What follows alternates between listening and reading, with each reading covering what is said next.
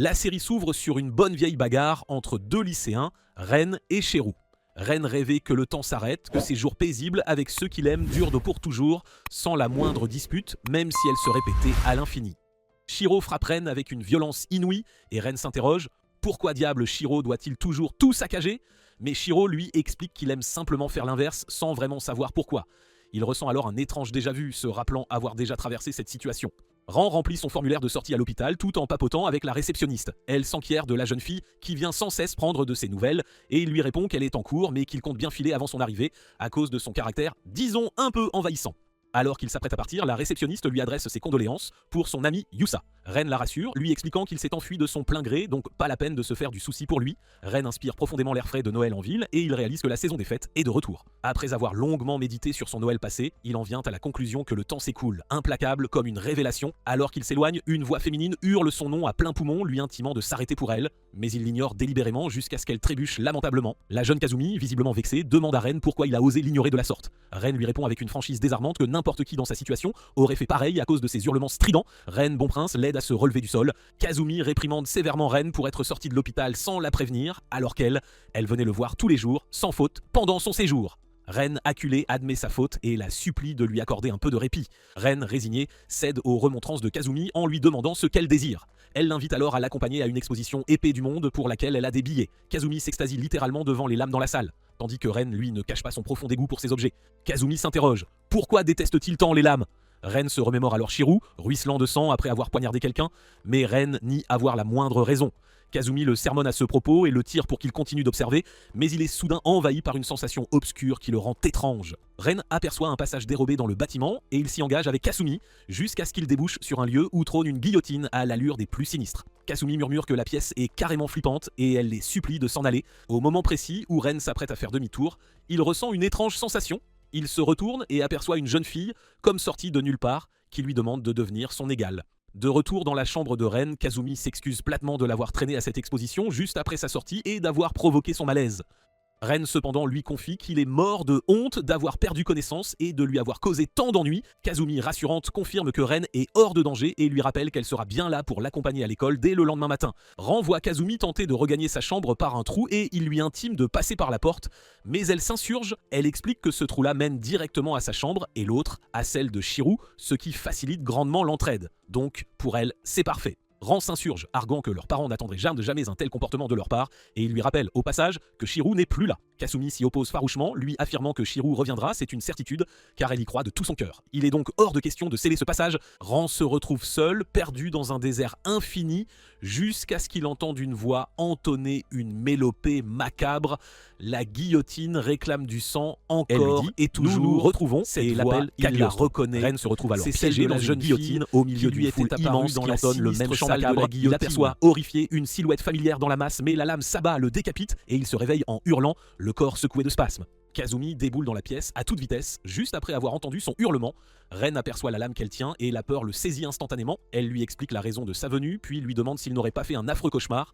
Le hurlement strident d'une sirène de police les pousse à se demander si un crime n'aurait pas été commis. Le lendemain, à l'école, Ren surprend des élèves en pleine discussion sur un meurtre horrible survenu la nuit d'avant. Une personne décapitée et le corps découvert en premier par un de leurs camarades. Ren s'éloigne de la salle de classe et monte sur le toit où l'attend sa senpai, Reia, qui avait expressément demandé à le rencontrer. Reia lui réclame sa veste pour se réchauffer, lui proposant en échange un sandwich, kimchi ou moboshi. Mais Ren, peu enthousiaste, décline l'offre. Elle le félicite pour sa sortie et s'excuse sincèrement pour ce qui est arrivé à son ami Yusa, car ils étaient si proches. Ria, percevant son regard indifférent, en déduit qu'il ne s'en soucie guère, malgré leur grande complicité passée. Ren explique que Yusa est un parfait idiot d'avoir abandonné l'école et qu'il n'a aucune idée de ce qu'il fabrique ou de ce qu'il manigance. Ria le réprimande, le dissuadant de parler avec une telle froideur, malgré ce qu'il peut ressentir au fond de lui. Elle l'assure qu'ils se reverront et qu'il faudra absolument qu'il fasse clapper à ce moment-là. Ria demande ensuite à Ren s'il souhaiterait qu'une certaine Risa, cette grande sœur aux yeux bleus, lui serve de tutrice. Ren, l'air soudainement intéressé, s'enquiert d'elle. Ria confie qu'elle ne sait pas trop comment Risa se sent, car elle était sur les lieux du crime et a été la toute première à découvrir le corps. Ren la fixe, sidérée, tandis que Senpai poursuit en expliquant qu'elle aussi a vu le corps et qu'elle a du mal à s'en remettre, la police l'ayant interrogé toute la nuit. Elle le met en garde, il doit être prudent, car la situation est dangereuse. Ren reçoit alors un appel de Kasumi, qui lui hurle dessus pour son absence en classe. Kazumi lui rappelle qu'il a déjà raté des cours pendant son hospitalisation et qu'il risque de ne pas obtenir son diplôme. S'il persiste dans ses absences, elle lui demande, furieuse, s'il souhaite qu'elle obtienne son diplôme toute seule. Senpai interrompt alors leur conversation, feignant une humeur séductrice avec Ren, ce qui fait hurler Kasumi encore plus fort jusqu'à ce que Ren finisse par raccrocher. Senpai se lève pour s'en aller et le voyant se prélasser, elle lui demande s'il n'a pas l'intention d'aller en cours. Ren avoue qu'il préfère rester là car Kazumi le truciderait s'il osait mettre un pied dans la salle. Senpai le remercie pour sa veste et s'éloigne, un sourire en coin. Ran se réveille plus tard, toujours sur le toit. Il s'apprête à quitter l'école mais décide d'aller jeter un œil à Kazumi. Il la découvre en train de s'entraîner avec ferveur au kendo. Il l'incite alors à rentrer à la maison avec lui. Sur le chemin du retour, ils aperçoivent Reya en pleine conversation avec une dame à l'allure singulière nommée Leonhardt. Reya explique que la dame ne faisait que demander son chemin. Kasumi, fidèle à elle-même, papote sans discontinuer, tandis que Ren s'efforce de croire que sa vie quotidienne n'a pas bougé malgré l'absence de Shirou. Leonhardt s'immobilise net, sentant l'arrivée d'une entité. Pendant ce temps, un duo, le Sturmchefführer Mallius et l'Obersturmführer Bey, arrivent près d'un passage à niveau pour y rencontrer un prêtre, le père Valeria Treffa. Il les accueille chaleureusement et les informe que d'autres messagers sont déjà présents dans la cité de Shambhala. Il précise que le vice-commandant a mis sur pied cette unité spéciale, tout cela pour la gloire de Lord Heydrich. Il entonne alors une incantation et il répète ses gestes fidèlement. Ran est assis sur le toit de l'école, absorbé par les nouvelles d'un nouvel homicide. Depuis le premier incident, il fait le même rêve chaque nuit et chaque matin, il se réveille avec l'annonce d'un nouveau mort, comme si la guillotine l'avait encore frappé. Ran se remémore une fois de plus son cauchemar, mais Kasumi et Reya débarquent, interrompant brutalement ses pensées. Elle que le sermonne pour avoir encore séché les cours, mais de sa position, il a une vue imprenable sur leurs sous-vêtements. Fasciné, il dégaine son téléphone pour prendre une photo, ce qu'il aimait hors d'elle. Kazumi continue de sermonner Ren après les cours, le traitant de pervers et d'obsédé, tandis que Ren, lui, les accuse de s'être penché sur un homme endormi. Sur le chemin, ils aperçoivent une femme qui traite un prêtre de pervers simplement parce qu'il lui a demandé son chemin. Elle lui intime sur la défensive de rester loin d'elle tout en le frappant avec agressivité. Ren comprend parfaitement sa réaction. Être abordé par un homme suspect avec toutes ces nouvelles de meurtres qui circulent en ville, ça mettrait n'importe qui sur ses gardes. Kazumi accourt pour prendre de ses nouvelles et le prêtre lui demande alors son chemin pour l'église. Kasumi papote avec le père Trifa en route vers l'église.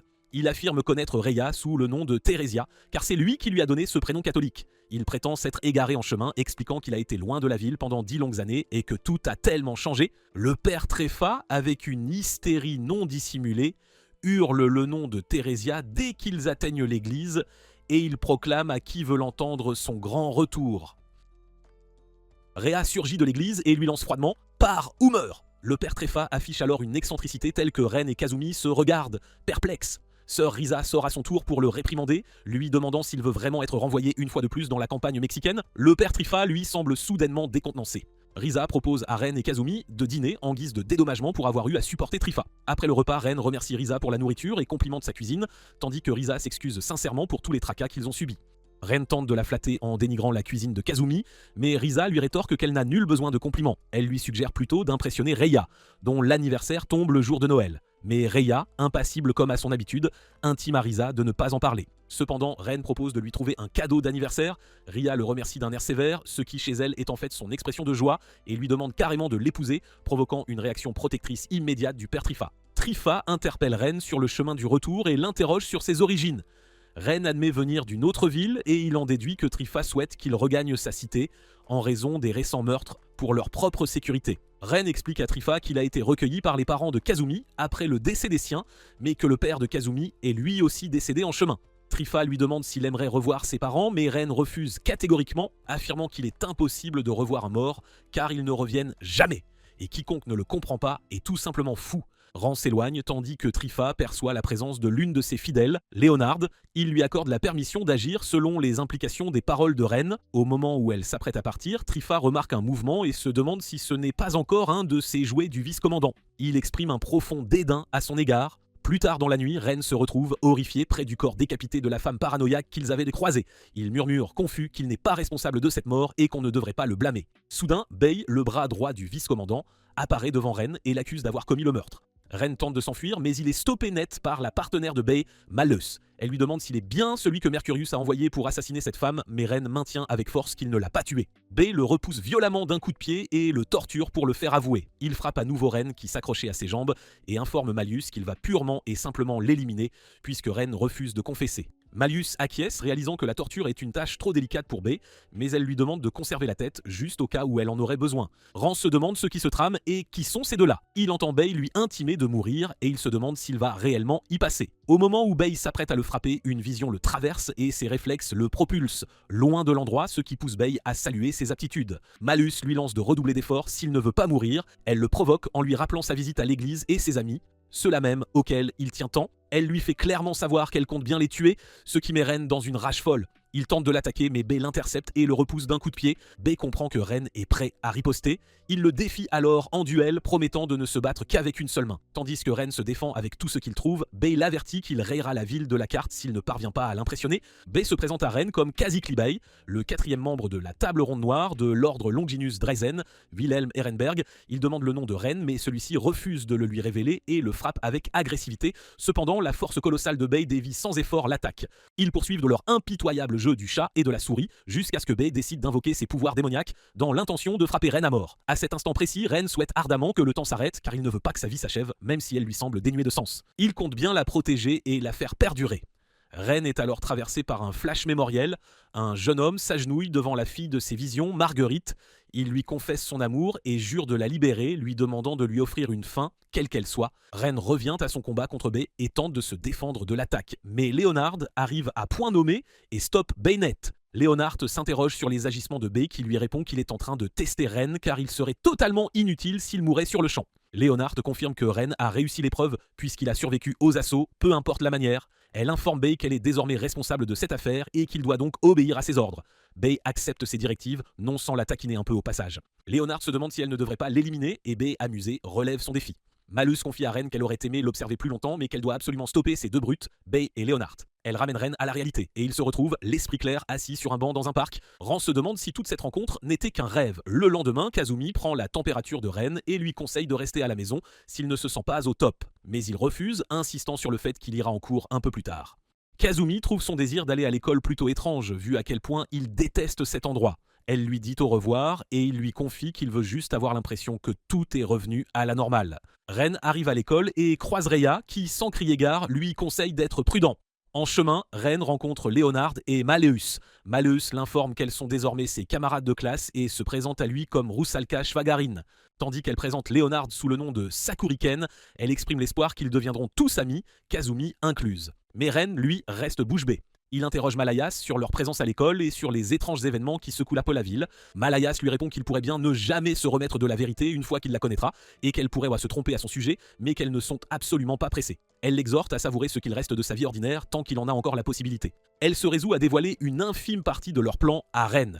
Elle lui confesse qu'elles poursuivent un objectif depuis des décennies et qu'elles sont enfin en train de concrétiser leurs rêves, raison pour laquelle elles se trouvent en ville. Malleus admet que leur plan est ancestral et qu'elle se fiche éperdument des habitants actuels.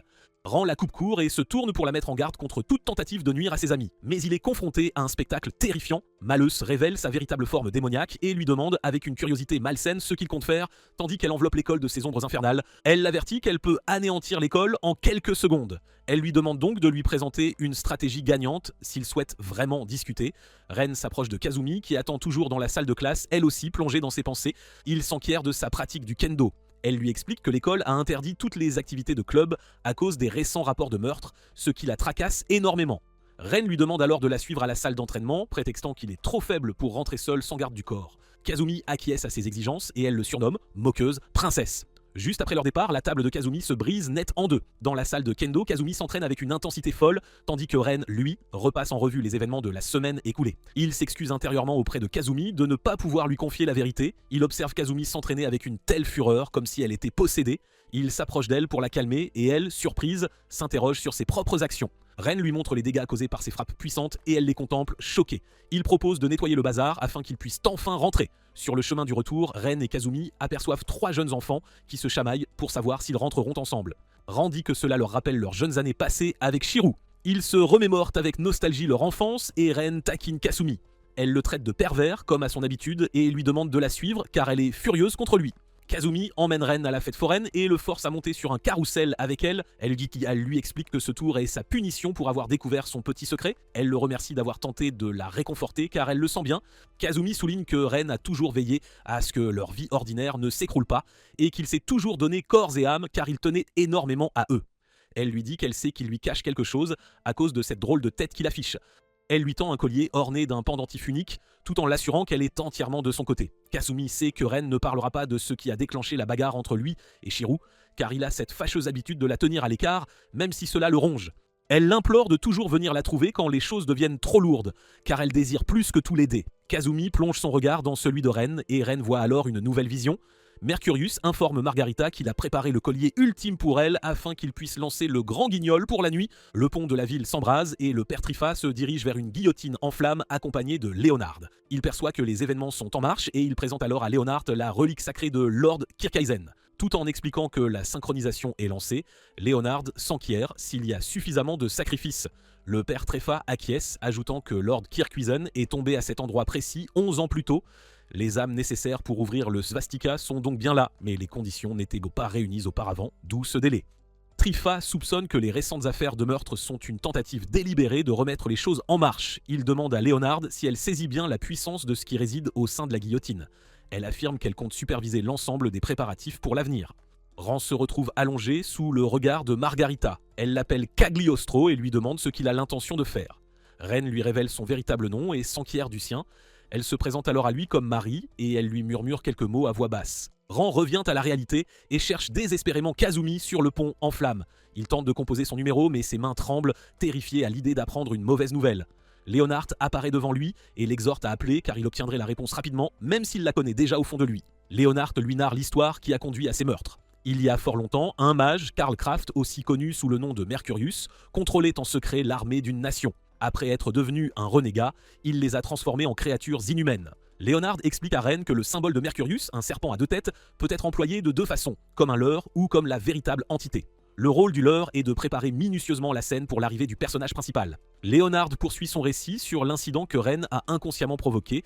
Lorsque Malus et Bay l'ont appréhendé, elle lui demande ce qu'il aurait fait s'il avait réellement tranché la femme et qu'elle en était morte. Ren la fait taire car il ne saisit pas ses paroles.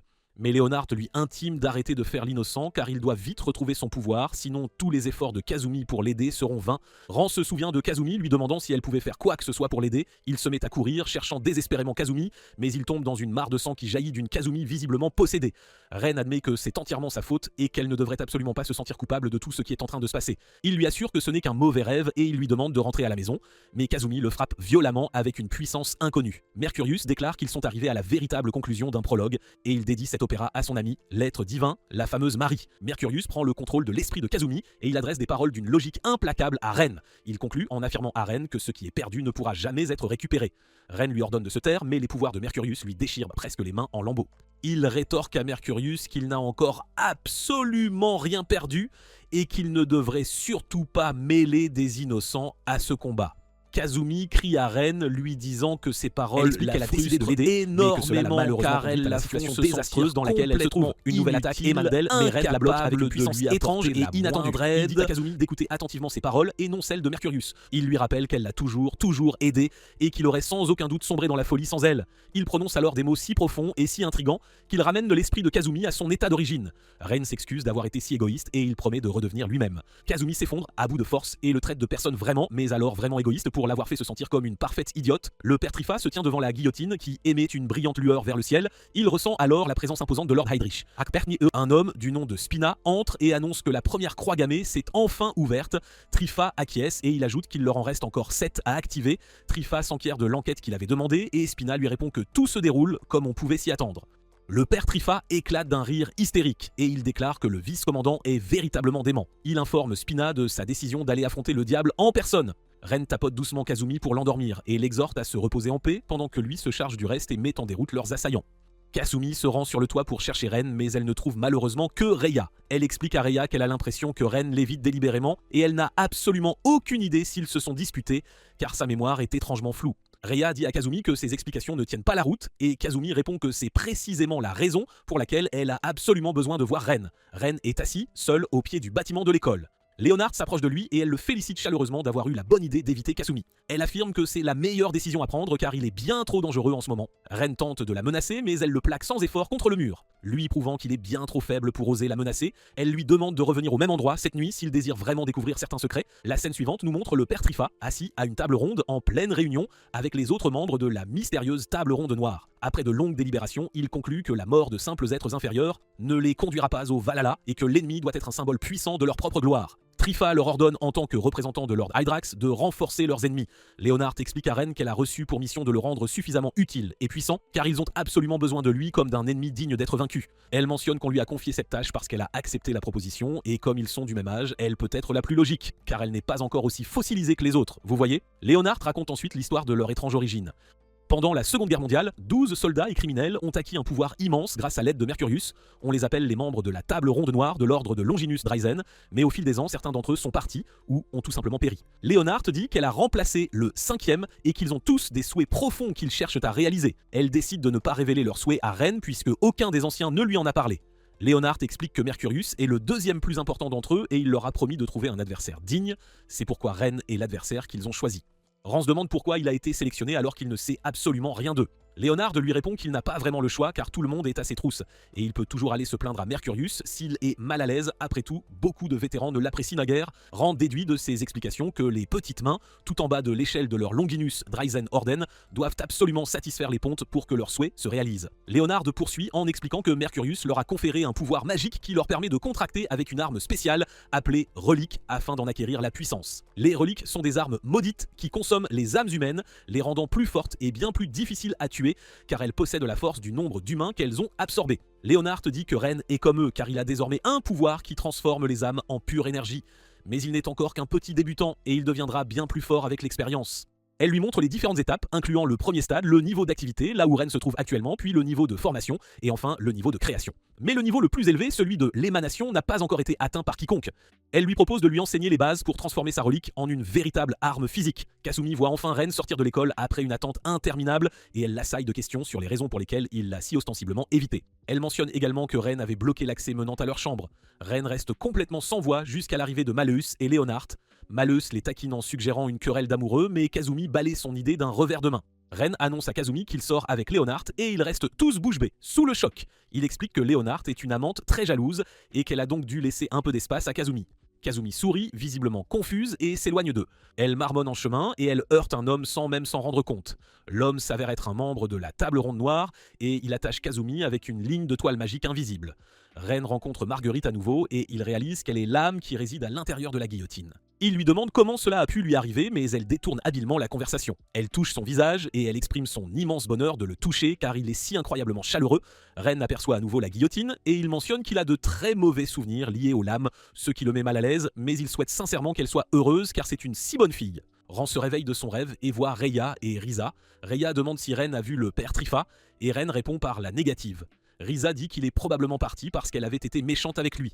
Risa essaie de justifier ses actions en expliquant le véritable caractère du père, mais Reya la fait taire. Ren aperçoit la silhouette du père Trifa au milieu de la foule et il le suit discrètement jusqu'à ce qu'il le perde de vue. Le père Trifa apparaît soudainement devant lui et il réalise que les deux jeunes femmes ont demandé à Ren de le retrouver, ce qui est profondément embarrassant pour lui. Il en conclut qu'elles le tiennent en si piètre estime, mais Ren explique que c'est plutôt qu'elle s'inquiète pour lui, alors il exhorte Trifa à revenir. Trifa dit à Ren qu'il s'inquiète aussi pour Reya, mais cela le rend profondément triste qu'elle ne comprenne pas la situation. Il lui demande sur un ton taquin si Ren est amoureux de Reya tout en s'éloignant. Ren ressent alors une autre sensation étrange et il se demande si ce n'est pas encore une de ses imaginations. Il reçoit un appel de Kasumi qui crie désespérément à l'aide. Spina poursuit l'appel et il dit à Ren que Kasumi est si incroyablement douce qu'il désire la dévorer entièrement. Ren lui ordonne de se tenir prêt car il est en route pour le tuer. Ren arrive sur les lieux mais il se retrouve immédiatement pris au piège dans la toile de Spina. Spina se présente comme le 10e membre de la Table Ronde Noire de l'ordre de Longinus Dryzen. Ren tente de se libérer, mais Spina lui dit que c'est absolument inutile, car il s'agit d'une magie de niveau formation. Il explique que cette toile est son arme relique physique, et que la Table Ronde Noire a l'intention de le rendre incroyablement fort. Spina dit que Léonard se chargera de toutes les explications théoriques pour Ren, tandis que lui donnera les explications pratiques sur le terrain. Spina dit à Ren qu'il n'a absolument aucune intention d'être son ennemi, contrairement aux autres, mais qu'il ne pourra prendre son parti que s'il prouve qu'il est vraiment utile. Il utilise Kasumi comme appât pour le forcer à utiliser son pouvoir. Ran se coupe avec rage de la corde et il invoque ses propres parties du corps grâce à un sort de formation, ce qui surprend énormément Spina. Une bataille féroce s'ensuit entre les deux et Ren déploie une énergie démoniaque. Spina tente d'utiliser Kasumi contre lui, mais Trifa, qui observait la scène depuis le début, frappe Spina et le projette dans la croix gammée, affirmant avoir parfaitement perçu ce que Spina était capable de faire. Les autres membres et Lord Heydrich ressentent alors la croissance de la croix gammée. Peu après, Kazumi met sa chambre sens dessus-dessous en cherchant désespérément son téléphone. Ren entre et elle tente d'expliquer la situation, mais il la serre dans ses bras, son téléphone à la main, et il exprime sa joie immense de la voir saine et sauve, tandis que la marque sur son cou disparaît. L'histoire de la naissance de Marguerite. Une foule immense s'était rassemblée sur la place centrale d'une ville de Bretagne, en France, au XVIIIe siècle. Pour assister à une exécution, le père de Marguerite est entré dans la ville avec sa femme, très enceinte, et Marguerite encore dans son ventre. Sur le lieu de l'exécution, le soldat a rapporté que le bourreau s'était enfui, terrifié à l'idée d'exécuter un prêtre. Il se demandait qui allait bien pouvoir procéder à l'exécution, alors la mère de Marguerite a imploré son mari de s'en charger pour que leur bébé puisse être fier. Il a accepté sa proposition et il a mené l'exécution sous les acclamations de la foule, tandis que sa femme était mise au lit juste sous la guillotine. Quelques années plus tard, quand Marguerite a grandi, ses premiers mots furent une chanson sur l'offrande de sang à la guillotine, ce qui a profondément choqué ses parents. Marguerite est devenue un véritable objet de terreur dans la ville à cause du mystère entourant sa naissance. Elle fut ostracisée et elle a tué tous ceux qui osaient montrer leur dédain envers elle. Mercurius a vu Marguerite sur le lieu de l'exécution et il est tombé éperdument amoureux d'elle, complètement subjugué. Mercurius exprime son désir ardent de s'agenouiller devant elle et ses plans de déverser son esprit pour créer un être divin sont désormais connus. Ren se réveille de son rêve et il réalise qu'il vient tout juste d'assister à l'histoire complète de Marguerite. Il se demande si elle est toujours en vie ou si son âme est vraiment si forte. Ren voit Marguerite sur son lit sous le choc et il hurle, ce qui fait irruption Kasumi. Kasumi comprend la situation et elle le réprimande vertement quand il prétend n'avoir aucune idée de comment tout cela a bien pu arriver. Kazumi le traite de parfait salaud pour sortir avec Leonard, l'embrasser et maintenant avoir une autre femme dans son lit, mais elle décide de croire ses paroles car personne d'autre ne le fera. Si elle ne le fait pas, Ren se demande si la situation est arrivée parce qu'il a utilisé le pouvoir de niveau formation et a donné forme à son âme. Kazumi propose d'apporter des vêtements pour elle et Ren touche Marguerite pour confirmer qu'elle est bien réelle. Kazumi surprend Ren en plein flagrant délit et elle lui hurle dessus à nouveau. Le lendemain, Kazumi décide de rejoindre Ren pour découvrir l'identité de Marguerite, mais Ren tente de la décourager de les accompagner.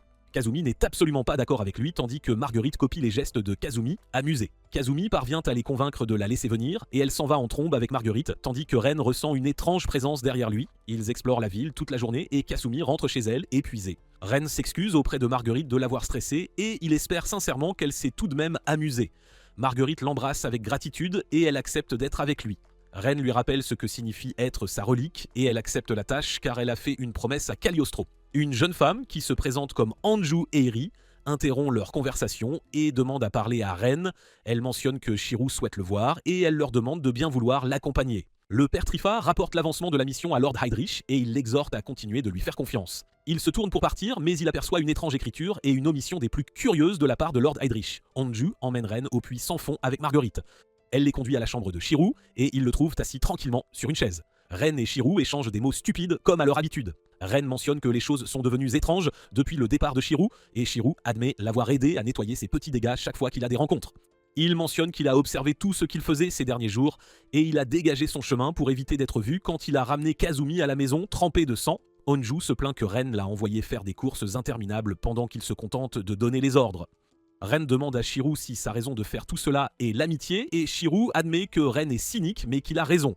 Shirou propose une idée pour qu'ils résolvent leur conflit. Il demande à jouer un rôle dans le pétrin où Ren se trouve avec le Longinus, Dreisenorden, mais Ren n'est pas du tout d'accord avec sa proposition.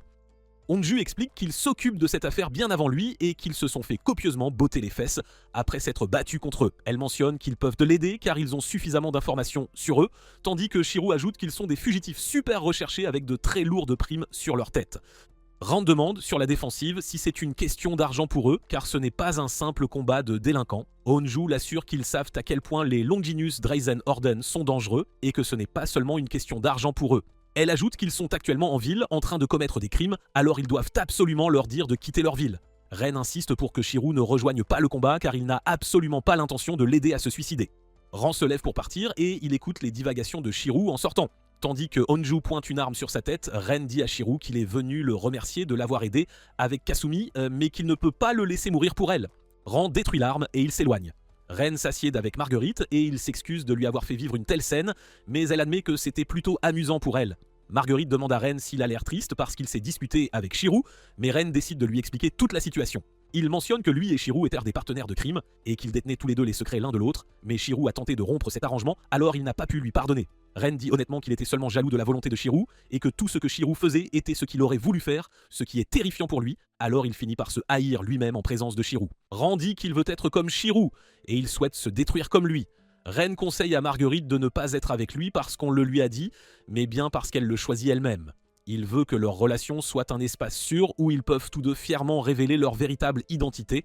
Marguerite dit qu'elle le veut aussi, et elle se transfère dans sa main après l'avoir chaleureusement embrassé. Léonard apparaît soudainement à Ren et elle l'informe que le prêtre du Graal souhaite le voir. Elle tente de lui dire qu'elle deviendra violente s'il résiste, mais Bay apparaît immédiatement et il frappe Ren agressivement, mais Ren se défend habilement. Bay est impressionné par la force de Ren et il demande si Ren a tué Spina, alors il lui en donne le crédit. Léonard essaie d'empêcher Bay de poursuivre sa menace, mais Bay la repousse d'un geste. Shirou arrive à moto de manière tout à fait surprenante et dit en plaisantant qu'un beau gosse de passage fait son apparition tout en pointant son arme sur eux. Shirou raconte que son premier déjà-vu lui est arrivé une décennie auparavant, quand il a résolu un problème survenu à proximité aussi vite qu'il le pouvait. Après l'incident, il s'est senti étrangement familier avec ses actions, comme s'il avait déjà fait une chose similaire dans le passé, et depuis ce jour, ce sentiment ne l'a jamais quitté. Shirou dit que la situation est vraiment merdique parce qu'il ne peut pas voir l'avenir, alors tout est nul. Il a l'intention de détruire ce sentiment de déjà-vu, alors il veut faire des choses complètement folles avec des gens tout aussi fous, et il se fiche de mourir car c'est la seule façon pour lui de se sentir vraiment vivant. Le plus étrange avec ce déjà-vu, pour lui, c'est qu'il ne peut pas mourir, quoi qu'il fasse, et il se considère comme le jouet de l'être suprême. Ren hurle à Shirou à propos de son avertissement de rester loin du combat, mais Shirou dit à Ren de se taire, car sa vie ne tourne pas autour de lui. Il dit à Ren qu'il est la star de sa propre vie et que Ren devrait plutôt rester à l'écart. Bay les interrompt et il se précipite pour frapper Shirou afin de l'empêcher de bavarder après être apparu de nulle part. Shirou dévie son attaque et il dit à Bay qu'il vient de vivre le déjà-vu, donc il connaît tous ses mouvements. Bay trouve Shirou intéressant et il dit à Léonard de s'occuper de Ren. Pendant qu'il affronte Shirou, Shirou dit à Ren qu'ils ont enfin élaboré un plan et il lui demande si Ren croit maintenant en sa force. Ren affirme, mais il rappelle à Shirou qu'il ne l'aide pas à se suicider, donc il ne peut absolument pas mourir. Léonard apparaît et elle poursuit Ren, tandis que Shirou et Bay s'attaquent mutuellement. Bay mentionne que Shirou a une vitesse exceptionnelle malgré qu'il soit humain, et il essaie de le frapper mais Shirou l'esquive au grand choc de Bay. Il demande le nom de Shirou et Shirou le lui donne. Shirou mentionne d'un ton moqueur que c'est tout à fait normal que Bay oublie son nom car Bay va de toute façon mourir très bientôt. Bay rit hystériquement et il dit à Shirou qu'il ne peut pas mourir la nuit car les pouvoirs qu'il habite ne le laisseront pas mourir. Bay se transforme en sa forme démoniaque et il dit à Shirou d'être fier de lui car il n'a pas eu de combat en 1 contre 1 avec un simple humain depuis 40 ans. Il dit qu'il hurle et supplie de sucer du sang, alors il ne peut absolument pas s'arrêter. Bay attaque Shirou et il les esquive habilement jusqu'à ce que Bay finisse par le frapper. Bay demande si Shirou est blessé car il veut l'entendre hurler de douleur, mais Shirou réapparaît avec sa moto. Bay continue de le frapper, affirmant qu'il ne le laissera pas s'échapper. Léonard et Ren se poursuivent jusqu'au pont. Léonard demande si Ren ne vient vraiment pas avec elle et il décline son invitation. Léonard le frappe avec sa relique, mais Ren reste invaincu par le coup, ce qui fait confirmer à Léonard que Ren n'est vraiment pas normal, tout comme Shirou. Elle dit qu'ils sont tous les deux bizarres, mais Ren la jette à l'océan, affirmant que ce sont eux les bizarres. Ren essaie de la suivre pour la sauver de la noyade, mais Léonard riposte et elle le submerge violemment dans l'eau. Léonard dit à Ren qu'elle se sent complètement inutile chaque fois qu'elle le regarde parce qu'elle a tué tant de gens et a passé de nombreuses années pour arriver là où il est. Elle mentionne que dénoncer des gens comme elle le fait se sentir comme un héros, alors elle ne peut pas lui pardonner car elle est jalouse. Léonard agite l'océan et elle invoque sa relique de formation, tandis que Ren invoque la sienne. Ils s'attaquent mutuellement et Ren voit soudain son propre reflet. Il devient fou furieux et retourne en courant vers le pont. Léonard essaie de l'arrêter, mais il la repousse d'un haussement d'épaule et charge à toute vitesse vers le père Trifa, qui le renvoie violemment en arrière. Trifa dit à Léonard qu'elle est encore bien naïve et qu'elle ne devrait pas essayer de comprendre un humain désespéré, car elle aurait pu gérer la situation si elle avait été consciente. Ran exprime son choc à la vue du père Trifa, et il affirme que la situation est absolument impossible. Le père Trifa se présente comme le prêtre du Graal et le 3e de la table ronde noire de l'ordre de Longinus Dryzen, qui fut maudit pour être un saint homme maléfique. Onju aide Shirou en lui donnant des directions pour l'aider à vaincre Bay. Bay charge après Shirou tout en lui envoyant des attaques, mais Shirou les esquive habilement. Bay dit qu'il ressent toujours le même déjà-vu malgré toutes ses actions et que rien n'a changé. Bay demande qui est vraiment Shirou, car tout ne peut pas être mis sur le simple compte de la chance. Shirou provoque Bay et Bay continue son attaque. Shirou lui dit qu'il ne peut plus le tuer, alors il devra travailler beaucoup plus dur s'il n'apprécie pas ça. Onju donne à Shirou l'ordre de faire dérailler un camion-citerne de gaz azoté en mouvement. Le camion-citerne bloque Bay et il le frappe lourdement dans une tentative désespérée de le pousser de côté, mais son corps gèle après avoir inhalé le gaz et Shirou fonce sur lui à moto à toute vitesse pour l'écraser.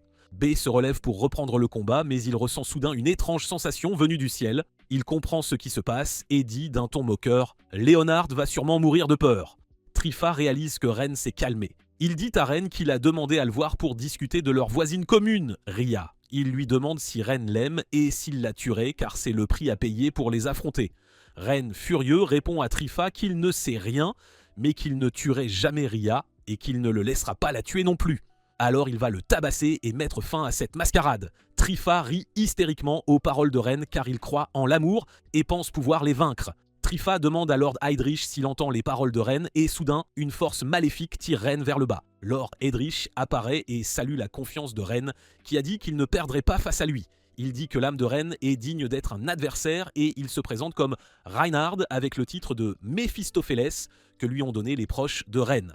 Il dit qu'il est un homme tel un diable. Lord Heydrich disparaît de la vue de Ren tandis que Marguerite est terrifiée. Elle se demande qui est Lord Heydrich car il dégage une aura de peur. Ren se transforme, atteignant un stade de formation plus intense, et il charge pour attaquer Lord Heydrich, mais il s'arrête à mi-chemin en voyant une puissante figure dorée descendre du ciel. La figure détruit le pont et Léonard tombe, mais Trifa se précipite pour la sauver. Il lui ordonne de regarder car cette figure géante est leur Lord Heydrich, un véritable monstre. Léonard le fixe, choqué, et salue son âme. Trifa affirme que Heydrich est venu avec ses armées, comptant des millions d'hommes. Une armée composée des morts de la Grande Guerre, les Einherjar du Valhalla.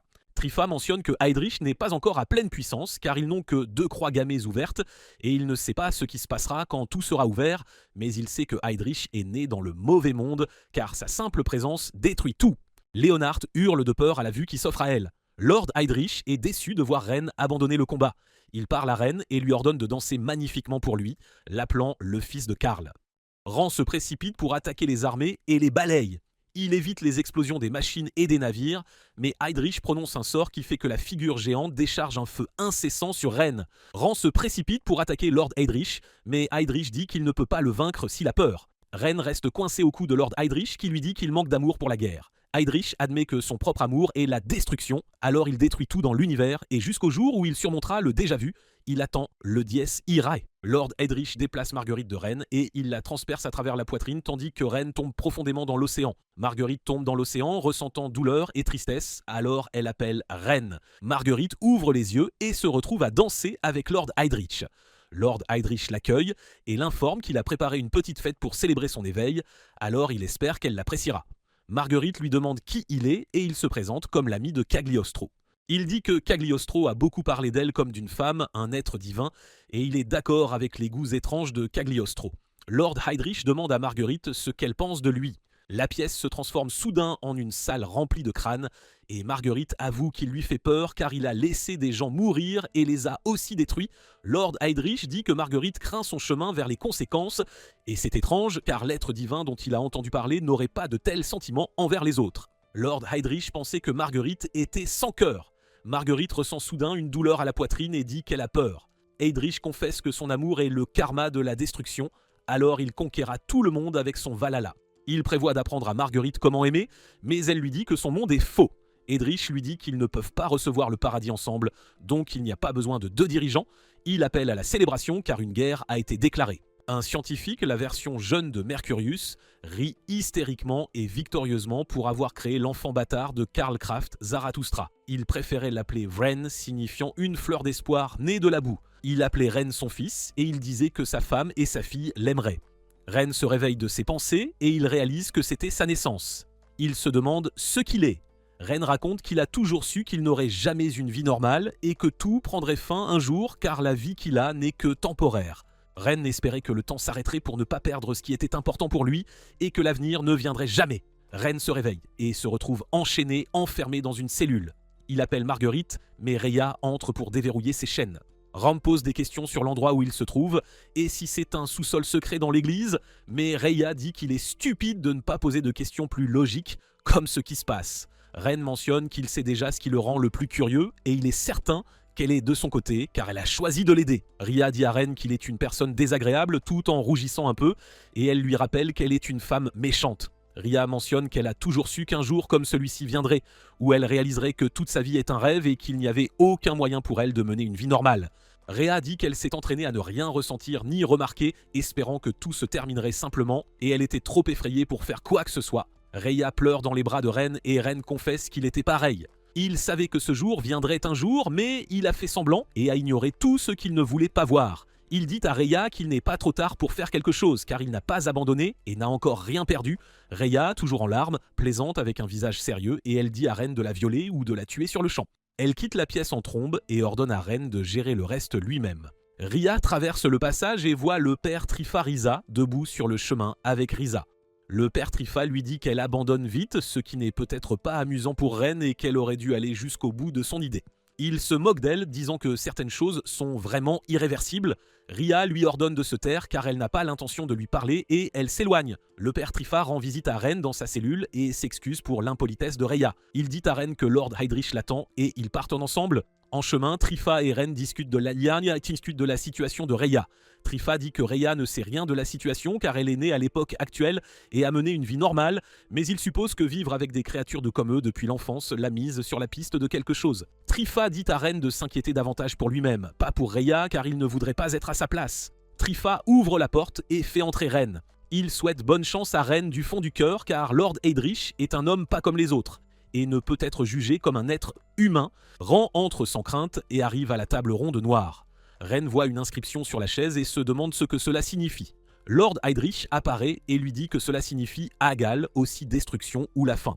Lord Heydrich lui donne toutes sortes de significations destructrices et il conclut avec la signification majeure « 10 ira ce qui l'attend ». Lord Heydrich dit à Ren de s'asseoir car il valorise la politesse contrairement au père Trifa, qui l'a peut-être effrayé. Ren s'assied sur une chaise et Lord Heydrich qualifie son choix de symbolique. Il a l'intention de dire à Ren sur la chaise de qui il est assis, mais Ren rejette l'idée disant qu'il s'en fiche. Ren demande ce que Heydrich veut lui faire et Heydrich explique qu'il a seulement l'intention d'avoir une conversation, ce qui surprend Ren. Lord Heydrich admet à Ren qu'il est prisonnier du déjà-vu et qu'il a répété leur rencontre actuelle un nombre infini de fois sans la moindre déviation. Il ne le rejette plus comme une hallucination depuis qu'il a rencontré Mercurius, que Heydrich appelle Karl. Karl Kraft est connu pour posséder plusieurs noms et Heydrich en énumère quelques-uns: Saint-Germain, Paracels, Faust, Cagliostro et Mercurius, sous lequel il est communément connu. Ren demande à Heydrich depuis combien d'années Mercurius existe et s'il croit vraiment à ces informations. Heydrich lui dit que ce n'est pas important car Mercurius avait du pouvoir et ils avaient des objectifs similaires, donc il n'y avait pas de problème entre eux. Heydrich admet avoir noué une amitié avec lui et le monde entier semble maintenant flou à cause de cela. La situation est donc pire que son sentiment initial d'une vie sans passion. Heydrich mentionne qu'il n'a jamais ressenti de sentiment d'accomplissement, de libération ou de plénitude, quelle que soit sa position, sa gloire ou l'honneur qui l'entourait. Ren demande pourquoi il ressent cela, et Heydrich répond que selon Karl, il aurait dû naître dans un monde différent, donc se contrôler serait contraire à sa vie, c'est pourquoi la destruction est sa voie. Il souhaite embrasser sa nature et détruire le monde pour sa satisfaction. Heydrich dit qu'il doit créer un monde tel qu'il devrait être et le faire s'écouler, afin que ce soit la fin de son déjà-vu. Heydrich prétend avoir sacrifié Berlin une fois, mais ce n'était pas suffisant car le résultat de la création d'un monde rivalisant avec la loi du déjà-vu l'a déplacé vers une autre dimension et pour l'envahir à nouveau, il doit sacrifier la ville. Ren s'oppose avec colère à son motif, mais Heydrich lui dit qu'il dirige sa colère vers la mauvaise personne, car Karl construit un second Berlin dans la ville depuis la Seconde Guerre mondiale. Heydrich affirme que la ville compte 8 champs de bataille où de nombreuses âmes ont été sacrifiées pour ouvrir 2 d'entre eux, également appelés la Croix gammée. Il dit que plus de sang et de pénitence d'âme sont nécessaires pour conquérir les 6 autres champs de bataille et c'est là qu'ils ont besoin de Ren. Heydrich demande à Ren de conquérir les 8 champs de bataille de Shambhala pour qu'il se manifeste et un refus n'entraînera que des morts inutiles. Il demande le choix de Ren et Ren le menace de libérer Marguerite tout en promettant à Heydrich qu'il verra sa fin. Heydrich rit d'un air moqueur à Ren et il dit que risquer sa vie est inutile, mais il accepte son choix. Il lui rend Marguerite et lui fait ses adieux. Ren réalise que Heydrich est parti et il se souvient qu'il avait parlé en grand.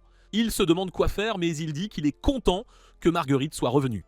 Marguerite se réveille et se demande ce qu'elle faisait, car Heydrich l'a frappée à la poitrine.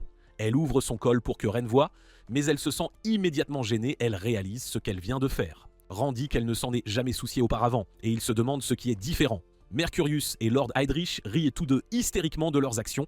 Le père Trifa appelle les membres de l'ordre des Dritzen de Longinus. Il les informe que l'attente est terminée et que la guerre viendra à l'aube qui est proche. Il leur dit de laisser la guerre les entraîner dans les profondeurs de la folie. Ils ont 2 croix gammées ouvertes avec Lady Kirchizen et Spina, mais toutes deux ne sont pas dignes d'être sacrifiées à Lord Heydrich comme bénédiction dorée. Trifa dit qu'ils ont encore 6 croix gammées et qu'ils sont 6 en nombre, donc les choses s'arrangeront s'ils ne sont pas gourmands. Il leur rappelle que Lord Heydrich veut du sang parce qu'il est toujours le même, comme autrefois, et il les exhorte à le garder à l'esprit en agissant comme ses crocs et ses griffes. Il autorise 3 sacrifices à des jours différents pour la croix gammée. Ils chantent leur slogan et ils demandent l'assurance de la victoire. Trifa dit qu'il ne s'attend pas à ce que Lord Heydrich les attende. Dans le château de Lord Heydrich, il ordonne à son Einerjar, Samuel, d'ouvrir la 5e croix gammée par la force. Pendant qu'il les met en forme, Kasumi regarde les nouvelles sur le pont détruit en ville. Elle détecte que ce n'est pas l'heure d'aller à l'école car des choses étranges se passent et Ren est également portée disparue. Elle enlève son uniforme, ayant l'intention de jouer les détectives, mais elle rencontre Honju à la porte et elle la tase. Peu après, Ren retourne dans la pièce et trouve un mot de Honju, demandant à Ren de l'appeler car elle a sa femme. Ren passe un appel immédiatement et il lui demande ce qu'elle manigance. Honju l'informe que Kazumi est en sécurité avec eux et elle met le téléphone sur haut-parleur pour qu'il entende Kazumi réprimander Shirou bruyamment pour l'avoir inquiété alors qu'il passait son temps à traîner. Honju assure à Ren que Shirou et Kasumi vont bien tous les deux. Ren pousse un soupir de soulagement et il dit que cela lui épargne des ennuis, car il était initialement préoccupé par son départ à l'école. Honju mentionne que Kazumi n'avait pas non plus l'intention d'aller à l'école. Elle demande si Ren a enfin décidé de leur parler et il affirme, disant qu'il veut les informations qu'ils ont. Shirou prend l'appel et parle à Ren, mais Ren l'implore de ne pas révéler les détails de leur combat à Kazumi. Shirou accepte de faire ce qu'il demande, tandis que Kazumi essaie de parler à Ren, mais Shirou l'entraîne.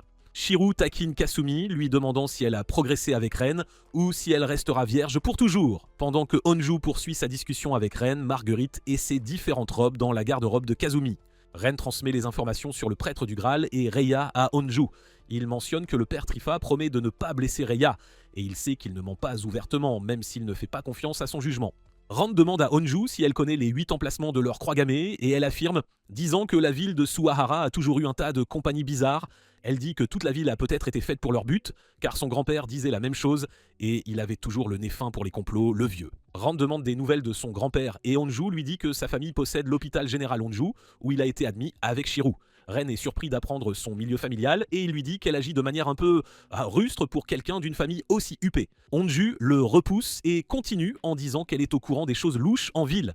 Grâce à sa famille, Ren mentionne les 2 emplacements de la croix gammée ouvertes comme le parc et le musée. Honju détecte 3 autres emplacements, l'hôpital, l'école et l'église, dont elle pense que Ren pourrait aussi être au courant. Rand dit qu'il n'avait pas considéré l'hôpital et il demande les 3 autres emplacements. Honju mentionne le parc d'attractions, la tour et la mairie, car ce sont tous des lieux où ils ont de fortes influences et beaucoup de gens se rassemblent aussi, donc il n'y aura pas de pénurie de sacrifices. Honju demande à Ren ce qu'il compte faire car il ne peut pas tout protéger simultanément. Ren répond qu'il ira d'abord à l'école car c'est ce qui lui tient le plus à cœur, même si c'est égoïste de sa part. Il ajoute également que Leonhard et Malus ont visité l'école dernièrement. Il implore Honju de faire quelque chose pour les gens à l'hôpital, et elle promet de faire de son mieux. Marguerite apparaît à Ren après son défilé de mode pour lui montrer son look dans l'uniforme de Kazumi puisqu'ils vont à l'école. Ren complimente la robe et ils partent tous les deux pour l'école. Une fois à l'école, Marguerite détecte que tout le monde agit étrangement et elle le mentionne à Ren qui est d'accord avec elle. Ren remarque l'absence de Leonhard, Malleus et Reiya. Il réalise que les élèves ont été amenés à l'école par hypnose et qu'il voulait les s'assurer que personne ne s'échappe, mais il se demande pourquoi ils ne sont pas à l'école. Marguerite l'appelle pour qu'il s'assoie car il s'inquiète trop. Il accepte de se reposer et il mentionne qu'il a faim. Marguerite propose de lui apporter quelque chose mais il refuse. Marguerite dit à Ren de lui raconter les activités amusantes qu'il a vécues à l'école et Ren raconte son expérience avec les fauteurs de troubles, Kazumi et Shirou. Il aimait leurs bêtises parce que c'était amusant et il a rencontré Reiya sur le toit lors de sa première année quand il voulait s'éloigner de tout le monde. Ils sont tous devenus amis et étaient heureux jusqu'à il y a peu quand ils ont tous été séparés. Marguerite demande si elle peut être la 5e personne de leur cercle et Ren sourit d'un air approbateur. Malleus danse de manière séduisante dans le club du puits sans fond avec un groupe de garçons et elle les tue tous peu après comme sacrifice à la croix gammée. Shirou et Honju détectent sa présence et partent à sa recherche, tandis que Honju tase à nouveau Kazumi à cause de sa curiosité. Shirou ordonne à Honju de la cacher quelque part et Honju accepte disant qu'ils ont menti à Ren mais qu'ils pourraient avoir peur plus tard si Kazumi meurt. Malleus chante quelques sorts et elle ouvre la croix gammée. Ren ressent l'ouverture d'une autre croix gammée et il se demande où elle se trouve. Honju et Shirou arrivent pour attaquer Malleus, mais leurs attaques contre elle s'avèrent sauf futiles. Elle leur dit qu'elle a pris la position de Bae dans le puits sans fond parce qu'elle est gourmande et qu'elle prendra quand même le contrôle de l'école. Malleus absorbe Shirou et Honju, mais ils semblent indifférents. Shirou dit que c'est un autre déjà vu, tandis que Honju dit qu'elle est ennuyeuse. Malus les écrase avec colère et elle se demande de quoi il parle. B voit la croix gammée et il interroge Trifa sur ses intentions. Trifa s'excuse auprès de B, disant qu'il ne voulait pas se mettre en travers de son chemin. B demande à Trifa pourquoi il l'a suivi toute la journée et pourquoi il lui collait au basque. Il pensait que Trifa avait l'intention de le tuer, mais il a réalisé que sa mission était différente. Trifa explique à Bai qu'il avait quelque chose à faire à l'endroit où il voulait aller, alors il l'a suivi parce qu'il voulait faire les choses aussi discrètement que possible, mais cela n'a fait qu'empirer les choses. Trifa dit que le bon côté, c'est que c'est encore réparable, mais B s'éloigne de lui, disant qu'il pense pouvoir s'en tirer après ses mots malgré l'avoir interrompu pour ses propres fins. B demande à Trifa ce qu'il complotait secrètement avec Spinney car il semblait l'avoir fait taire exprès. Trifa sourit à l'observation de B. Sœur Risa traverse le sous-sol de l'église jusqu'aux parties les plus sombres en murmurant le mot mère. Elle se souvient de son expérience lorsque tous les enfants qui la connaissaient, comme leur mère, étaient morts à cause d'une expérience ratée. Elle a donné naissance à un garçon qui ressemblait tellement à Lord Heydrich, son père, et ses yeux étaient saisis d'une peur intense, la faisant crier. Elle continue de marcher sans fin jusqu'à ce que Leonard apparaisse pour l'arrêter. Des détectives discutent de l'incident survenu au Bottomless Pit. Ils en déduisent d'Ario que la mare de sang appartient à une centaine d'humains, mais les corps sont introuvables. Le détective dit qu'ils doivent interroger une fille qu'ils ont trouvée dans le club, car c'est leur seul indice, tandis qu'ils laissent l'autre fille, qui prétend ignorer ce qui s'est passé, mais il leur ordonne de la surveiller. Ren est assis à côté de Kisumi sur le lit d'hôpital, où elle est inconsciente. Ren fait un rêve où son grand-père le réprimande d'avoir rejoint l'armée pour devenir soldat, au lieu d'assumer le devoir familial d'être bourreau. Ren dit que le devoir familial de tuer des gens est le même que sa carrière prévue, mais il veut un travail dont il est fier. Contrairement à l'entreprise familiale, son grand-père le traite de racaille et espère qu'il mourra sur le champ de bataille. Ren raconte son histoire à son collègue et il lui demande de raconter la sienne. Son collègue rit et il se souvient que ses camarades d'armes étaient Mercurius et Heydrich. Ren se réveille de son rêve et il se rend sur le toit où il trouve Marguerite, étonnamment. Il suppose qu'elle ne tombe pas malade, donc elle ne doit pas avoir froid. Marguerite lui dit qu'elle voulait voir le toit parce que Ren l'aimait et y restait toujours avec ses amis. Marguerite dit qu'elle s'habitue à l'air, donc elle peut être le 5e membre du groupe. Elle s'imagine que ce sera très amusant vu tout ce qu'ils vont se raconter sur le toit. Ren se souvient de Honju et Shiru. Il se demande pourquoi Honju ne lui a pas parlé du club, elle devait bien être au courant. Il se demande si Shiru l'a convaincue et si elle voulait se suicider vu qu'ils ont disparu. Marguerite l'empêche de s'inquiéter, elle l'assure qu'ils sont vivants, elle en est certaine. Ren lui demande pourquoi elle en est si sûre, et Marguerite répond qu'elle ne l'a pas vu sourire depuis leur rencontre. Elle se demande si c'est à cause d'elle ou s'il regrette de l'avoir rencontré. Marguerite dit qu'elle a décidé de le rendre heureux et elle lui assure que rien de triste n'arrivera car elle ne le permettra pas. Ren acquiesce et il dit que Kazumi va bien, donc Honju et Shiru vont probablement bien aussi. Marguerite confie à Ren qu'elle a remarqué un petit changement en elle depuis qu'Heydrich lui a transpercé la poitrine. Elle comprend maintenant leurs émotions et elle a peur aussi. Elle se sent chaude et triste, mais elle est aussi heureuse. Marguerite demande à Ren si elle devrait rejeter ses sentiments, puisque c'est Heydrich qui les lui a donnés, mais Ren l'exhorte à les garder. Ren dit qu'il l'aime davantage ainsi, et il lui rappelle leur projet d'avoir leur propre volonté dans leur relation. Marguerite l'embrasse et accepte de rester telle qu'elle est. Risa s'approche de l'hôpital pour compléter le svastika, mais Ren l'arrête. Il critique sa tenue et saute pour la rejoindre. Ren lui dit de partir car il ne la laissera pas passer, mais elle lui demande de partir à sa place. Elle dit qu'il peut partir avec Kazumi, mais elle ne le laissera emmener personne d'autre. Ren la supplie de partir pour le bien de Rei, car personne ne veut s'associer à une meurtrière comme membre de sa famille. Risa remercie Ren de parler si bien d'elle, mais elle ne peut pas obéir car elle n'est pas aussi gentille que lui. Risa dit que Reia comprend et n'attend rien de mieux, donc Reia la déteste. Bien qu'elle ait peur de Reia, elle invoque Leonard pour le retenir. Pendant qu'elle ouvre le svastika dans le bâtiment, Risa dit à Ren qu'il est trop naïf et optimiste pour un parent de Karl Kraft. Elle mentionne que c'est un garçon merveilleux, mais c'est là que les choses vont mal finir pour lui. Ren essaie de l'arrêter, mais Leonard lui dit qu'il doit d'abord la vaincre. Elle compte utiliser toute sa force pour ne pas l'ennuyer. Ren se demande ce qu'elle entend par sa vraie force, et Leonard révèle qu'elle est au niveau de la création. Elle lui dit qu'elle n'oubliera jamais ses vœux, afin que son désir puisse être exaucé. Elle invoque son pouvoir de création, et elle est recouverte de flammes. Ren essaie de frapper à travers les flammes, mais elle lui dit que c'est inutile car il ne peut pas les couper, et les flammes ne se briseront pas, ni ne pourront être arrêtées. Leonard coupe Ren profondément, et son sang coule abondamment. Risa aperçoit Trifa à l'intérieur de l'hôpital et il dit qu'elle l'a attrapée malgré son intention de rester cachée. Risa mentionne qu'il ne peut pas la tromper car les gens de l'hôpital ne sont pas réveillés malgré le bruit extérieur, donc elle sait que c'est son œuvre. Elle lui demande de partir, mais il refuse, disant qu'il la connaît depuis longtemps et tuer des patients d'hôpital pendant qu'il fuit, ce n'est pas son genre. Raza admet et elle lui dit de partir car elle ne veut pas être vue. Trifa lui demande si elle se sent coupable d'être une meurtrière et elle affirme que c'est trop tard, mais qu'elle a toujours été ainsi. Elle explique qu'elle ne veut pas tuer, mais qu'elle doit tuer et elle ne changera pas sa décision. Elle veut continuer à avoir de l'incertitude parce qu'elle ne veut pas finir comme lui et perdre son humanité. Trifa arrête Riza alors qu'elle passe devant lui. Il demande qui est le père de son fils, car il sait qu'elle a 2 fils. Trifa demande comment elle a décidé quel fils sacrifier à la table ronde noire et le fils qu'elle a laissé vivre comme un humain. Il demande si le fils ressemble à son père et si elle craint son sang. Il demande aussi si c'est pour ça qu'elle continue d'abandonner Rhea. Riza essaie de le frapper mais il la retient. Il mentionne que la situation est son problème car il aime Rhea, mais il est incertain de ses origines exactes. Il se demande si c'est son propre amour ou si ce sont des émotions qui s'accrochent au corps qu'il utilise. Trifa dit qu'il le découvrira par lui-même et il sait comment s'y prendre car le fils que Trifa a libéré et dont elle désire le bonheur en tant que mère, la lignée de Johan, existe à Shambhala. Il affirme pouvoir prouver que son amour pour Rhea est le sien s'il abandonne son fils. Riza n'est pas d'accord avec Trifa, disant qu'elle a laissé son fils vivre et ne permettra pas à Trifa de poursuivre son plan. Trifa demande à Riza si son jugement final est la mort de Rhea et Riza affirme qu'elle ne le laissera pas nier qui elle est. Trifa en déduit que sa première question était correcte. Riza a sacrifié Isaac parce qu'il lui rappelait son père et elle ne pouvait pas l'aimer alors qu'elle aimait Johan. Trifa dit à Riza qu'elle n'est pas une mère pendant que Riza invoque sa relique, Cain. Trifa conclut qu'elle veut mourir et cela empêchera le cœur de Rhea de se briser. Cain charge vers Trifa. Ren et Leonard aperçoivent l'ouverture d'un autre svastika à un endroit différent. Leonard conclut qu'ils ont ouvert 4 svastikas et celui de l'hôpital en fera 5. Elle dit que Lord Heydrich exaucera le souhait de ramener ses proches à la vie lorsque l'ouverture du svastika sera complète. Ren réalise que Heydrich a l'intention de ressusciter les morts et il hurle sur Leonard. Leonard dit d'une voix délirante que c'est insensé, mais c'est le miracle qu'elle désire et sa seule mission est de tuer environ 2000 personnes qu'elle ne connaît pas. Elle conclut que n'importe qui d'autre accepterait l'offre, mais Ren la fait taire, disant que s'ils sont si importants, rien de ce qu'elle a sacrifié ne serait suffisant. Il dit que son grand marché diminue la valeur de ceux qu'elle aime. Ébranlé par ces mots, Leonard dit avec colère à Ren de se taire car il ne sait rien d'elle.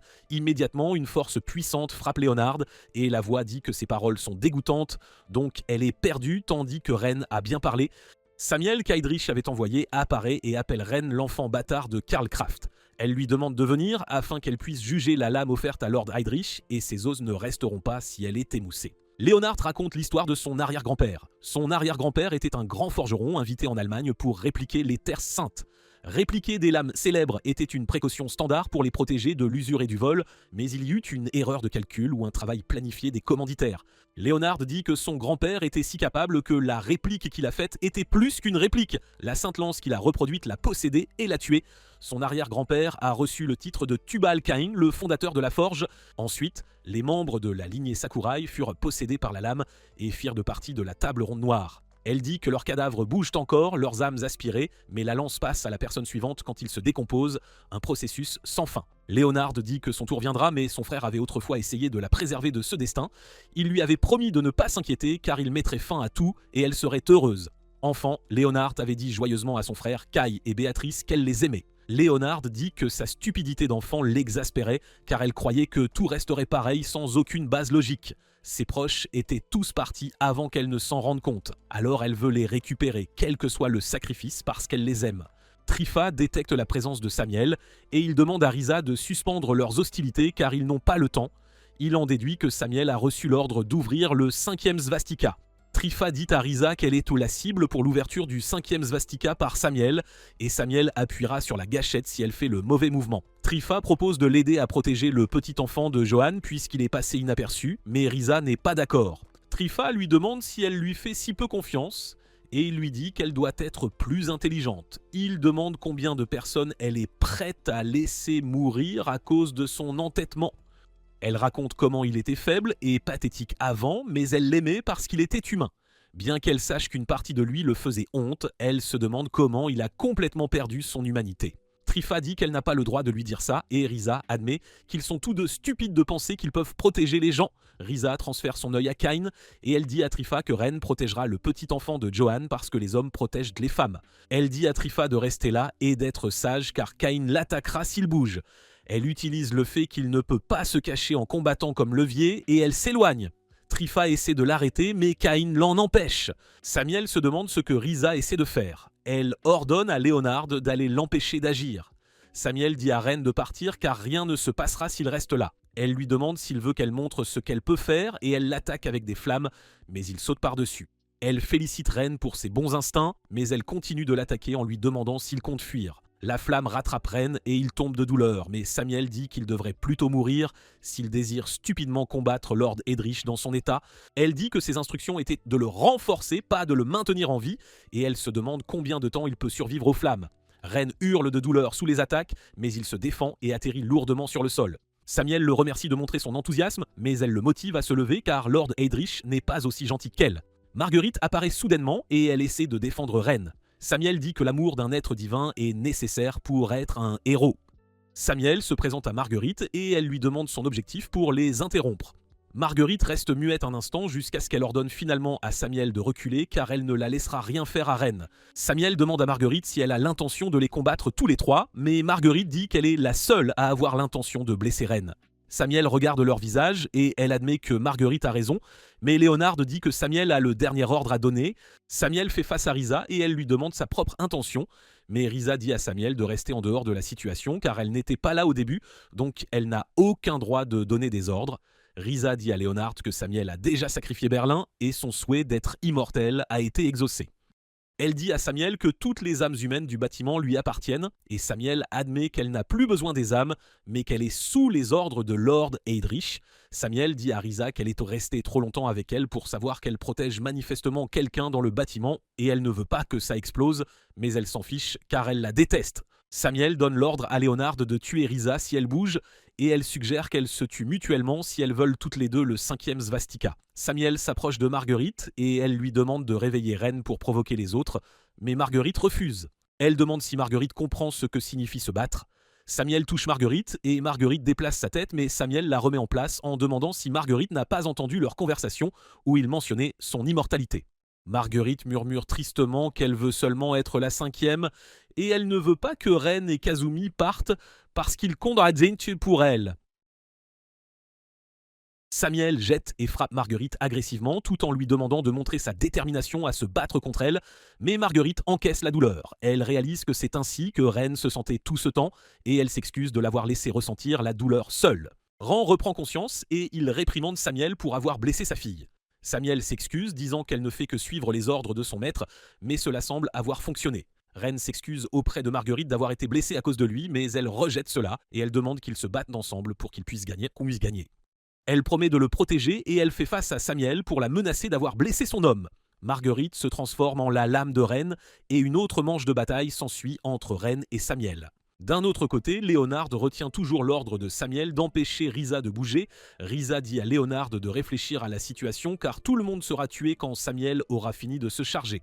Risa conseille à Léonard de courir avant qu'il ne soit trop tard. Léonard demande quelle garantie elle a que Risa ne l'attaquera pas, mais Risa l'assure que son moyen d'attaque, Cain, est avec le père Trifa qui est actuellement dans le bâtiment. La relique de Samiel finit de se charger et elle dit à Ren qu'il est trop tard. Le père Trifa essaie de s'échapper mais Cain l'arrête. Risa envoie Cain à Ren et elle s'excuse auprès de lui d'avoir un désir égoïste mais veut qu'il sauve Reya aussi.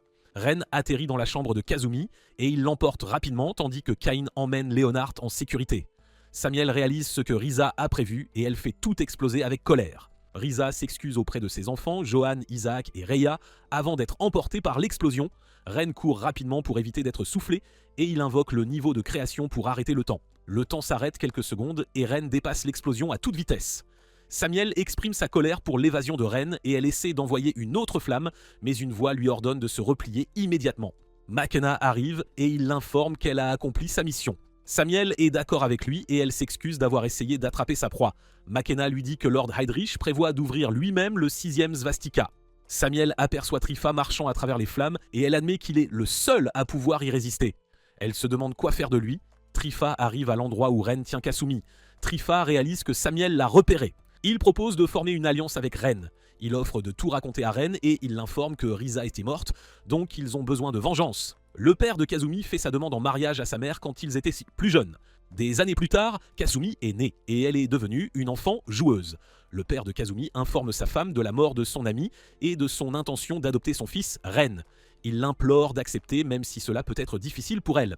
Elle accepte de l'accueillir, disant que Kazumi sera heureuse d'avoir un grand frère. Peu après ce jour, le père de Kazumi présente Ren et Kazumi l'un à l'autre. Kazumi essaie de saluer Ren, mais il la repousse et ils se disputent tous les deux, tandis que leurs parents les séparent. Shirou passe devant leur propriété et il les aperçoit en train de se disputer. La scène suivante montre Shirou plus âgé, flottant, et Mercurius dit que c'est ainsi que l'histoire de Shirou a commencé. Mercurius lui propose de lui révéler les conditions requises pour être le jouet vedette de l'être suprême. Mercurius continue de parler jusqu'à ce que Shirou le fasse taire, lui demandant qui il est. Shirou dit qu'il ne cesse de parler de choses qu'il n'a pas demandées parce que ce n'est pas ce qu'il souhaite savoir. Mercurius demande si la question persistante de Shirou est de savoir pourquoi il est toujours en vie.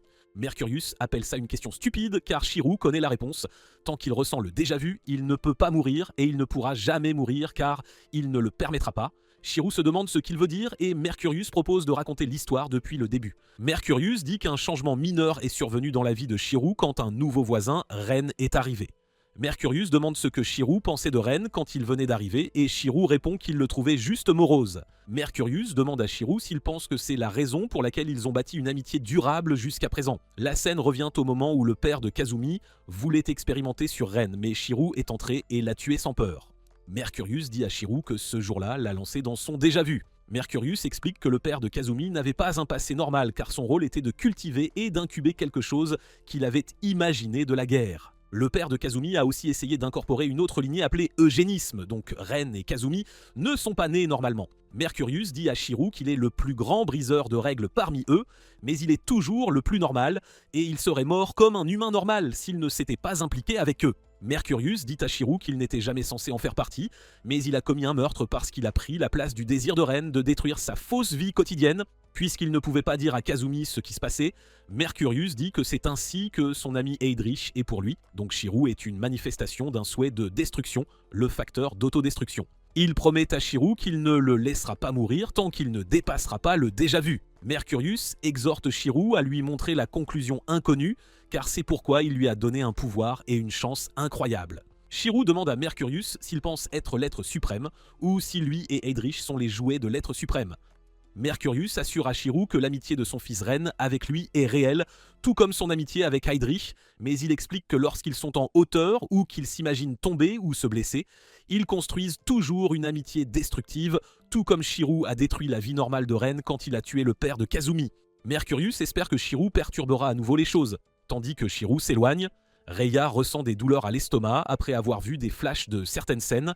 Malleus arrive à l'église et elle exprime d'un ton moqueur à quel point elle est désolée pour Reiya de ressentir de la douleur chaque fois qu'un svastika s'ouvre. Malleus informe Reiya que Risa est morte et que Risa était son arrière-grand-mère, mais elle l'assure de ne pas s'inquiéter car Risa était une mère très maléfique et toute la douleur qu'elle souffre est à cause d'elle. Malleus rit hystériquement et elle exhorte Reiya à rire, mais Reiya la fait taire. Malleus dit à Reiya de ne pas s'énerver car elle mourra bientôt, tandis qu'elle vivra. Malleus révèle son intention de sacrifier Reiya, Risa et des dizaines de milliers de personnes juste pour qu'elle puisse être immortelle. Malleus jette Reiya avec colère pour l'avoir regardée avec dégoût. Reiya rit et dit à Malleus qu'il semble que son propre estomac ait commencé à lui faire mal aussi. Immédiatement, Bei arrive dans l'église et il s'approche de Malleus qui lui demande de s'arrêter net. Malleus demande si Bei a l'intention de la combattre pour avoir tué Shirou, mais Bei lui dit qu'elle ne peut pas tuer Shirou puisqu'il ne peut pas le faire. Il soupçonne qu'elle l'a absorbé dans son arme relique, mais elle se met sur la défensive et essaie de l'attaquer. Soudain, elle ressent une douleur intense à l'estomac et Shirou se fraye un chemin hors d'elle, causant de grands dommages à son corps. Bei exprime sa joie de voir que ses espoirs n'ont pas été trahis. Une autre bataille s'ensuit entre Bei et Shirou. Bei décide d'utiliser sa force de niveau création car il sait que Shirou absorbera la force de Malleus. Malleus marmonne qu'elle ne souhaite pas mourir, tandis que Reiya réalise qu'elle va mourir. Elle décide d'accélérer les choses, mais une grande interférence perturbe son intention. Un monstre géant apparaît soudainement et Malleus détecte la présence de Schreiber, un monstre de la table ronde noire de rang supérieur. Schreiber salue Malleus et Malleus le supplie de lui accorder sa miséricorde. Malleus dit à Schreiber qu'elle l'aime et veut vivre avec lui, donc elle ne souhaite pas mourir. Schreiber l'embrasse avec prétention et il mentionne qu'il aime Malleus aussi. Malleus le supplie de la protéger, mais Schreiber la déplace brutalement sans crier gare. Il éclate d'un rire hystérique, jurant de trucider quiconque a osé toucher à sa bien-aimée de la sorte. Il continue de manipuler le corps de Malleus, affirmant n'avoir jamais eu à tuer pour un tel motif, mais cette fois, sa vengeance sera terrible, c'est garanti. Rhea s'effondre, horrifiée par cette scène répugnante. Bey et Shirou, eux, poursuivent leur duel acharné sans fin. Shirou parvient à démembrer les bras de Bey et s'apprête à l'abattre quand soudain, une silhouette féminine surgit derrière lui. Bey la présente à Shirou comme sa mère et sa sœur, rien que ça. Il précise qu'elle apparaît dès qu'il s'emballe un peu trop. Tous deux chargent Shirou agressivement, ne lui laissant pas la moindre ouverture, jusqu'à ce qu'elle déchire l'estomac de Shirou, mais il se régénère aussitôt comme par magie. Bey félicite Shirou pour sa puissance et ils reprennent leur affrontement, mais Schreiber arrive et démembre Bey en un clin d'œil.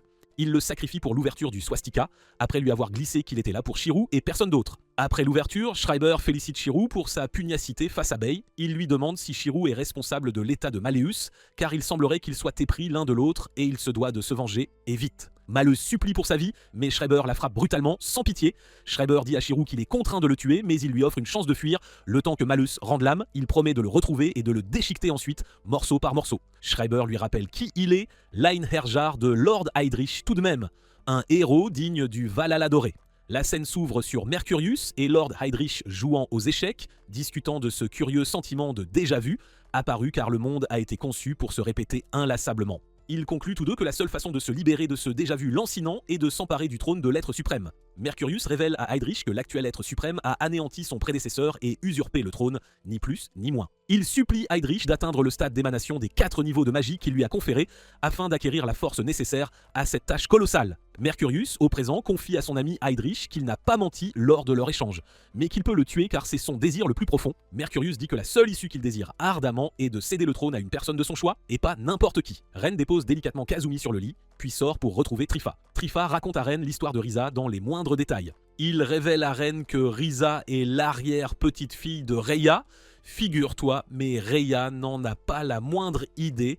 Risa appartenait autrefois à l'association Lebensborn. Le but de Risa était de produire en masse une organisation dotée de super pouvoirs, l'humanité, mais malheureusement le plan a lamentablement échoué, les enfants étant incapables. Trifa dit que Risa a sacrifié Isaac, son propre enfant, cédé comme le grand-père de Ren sur la swastika, afin de ramener les enfants à la vie, de les éliminer tous. Ren en déduit que Rhea est née lorsque l'âme d'Isaac s'est combinée à celle de Lord Heydrich grâce à l'eugénisme.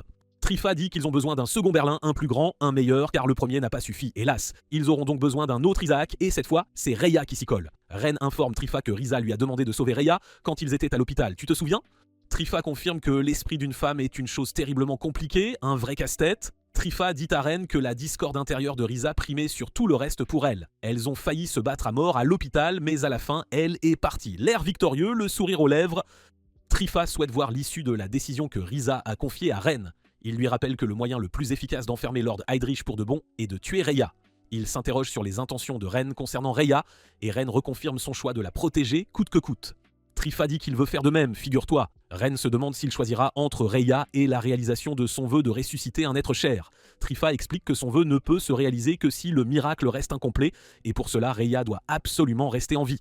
Trifa ajoute que tous ceux qui croient que Lord Heydrich leur offrira un monde où leurs proches ressusciteront sont d'une naïveté affligeante. Selon lui, ils signent un pacte avec le diable aveuglé par leur soif d'or, mais l'amour de la destruction ne mène qu'à une guerre encore plus dévastatrice.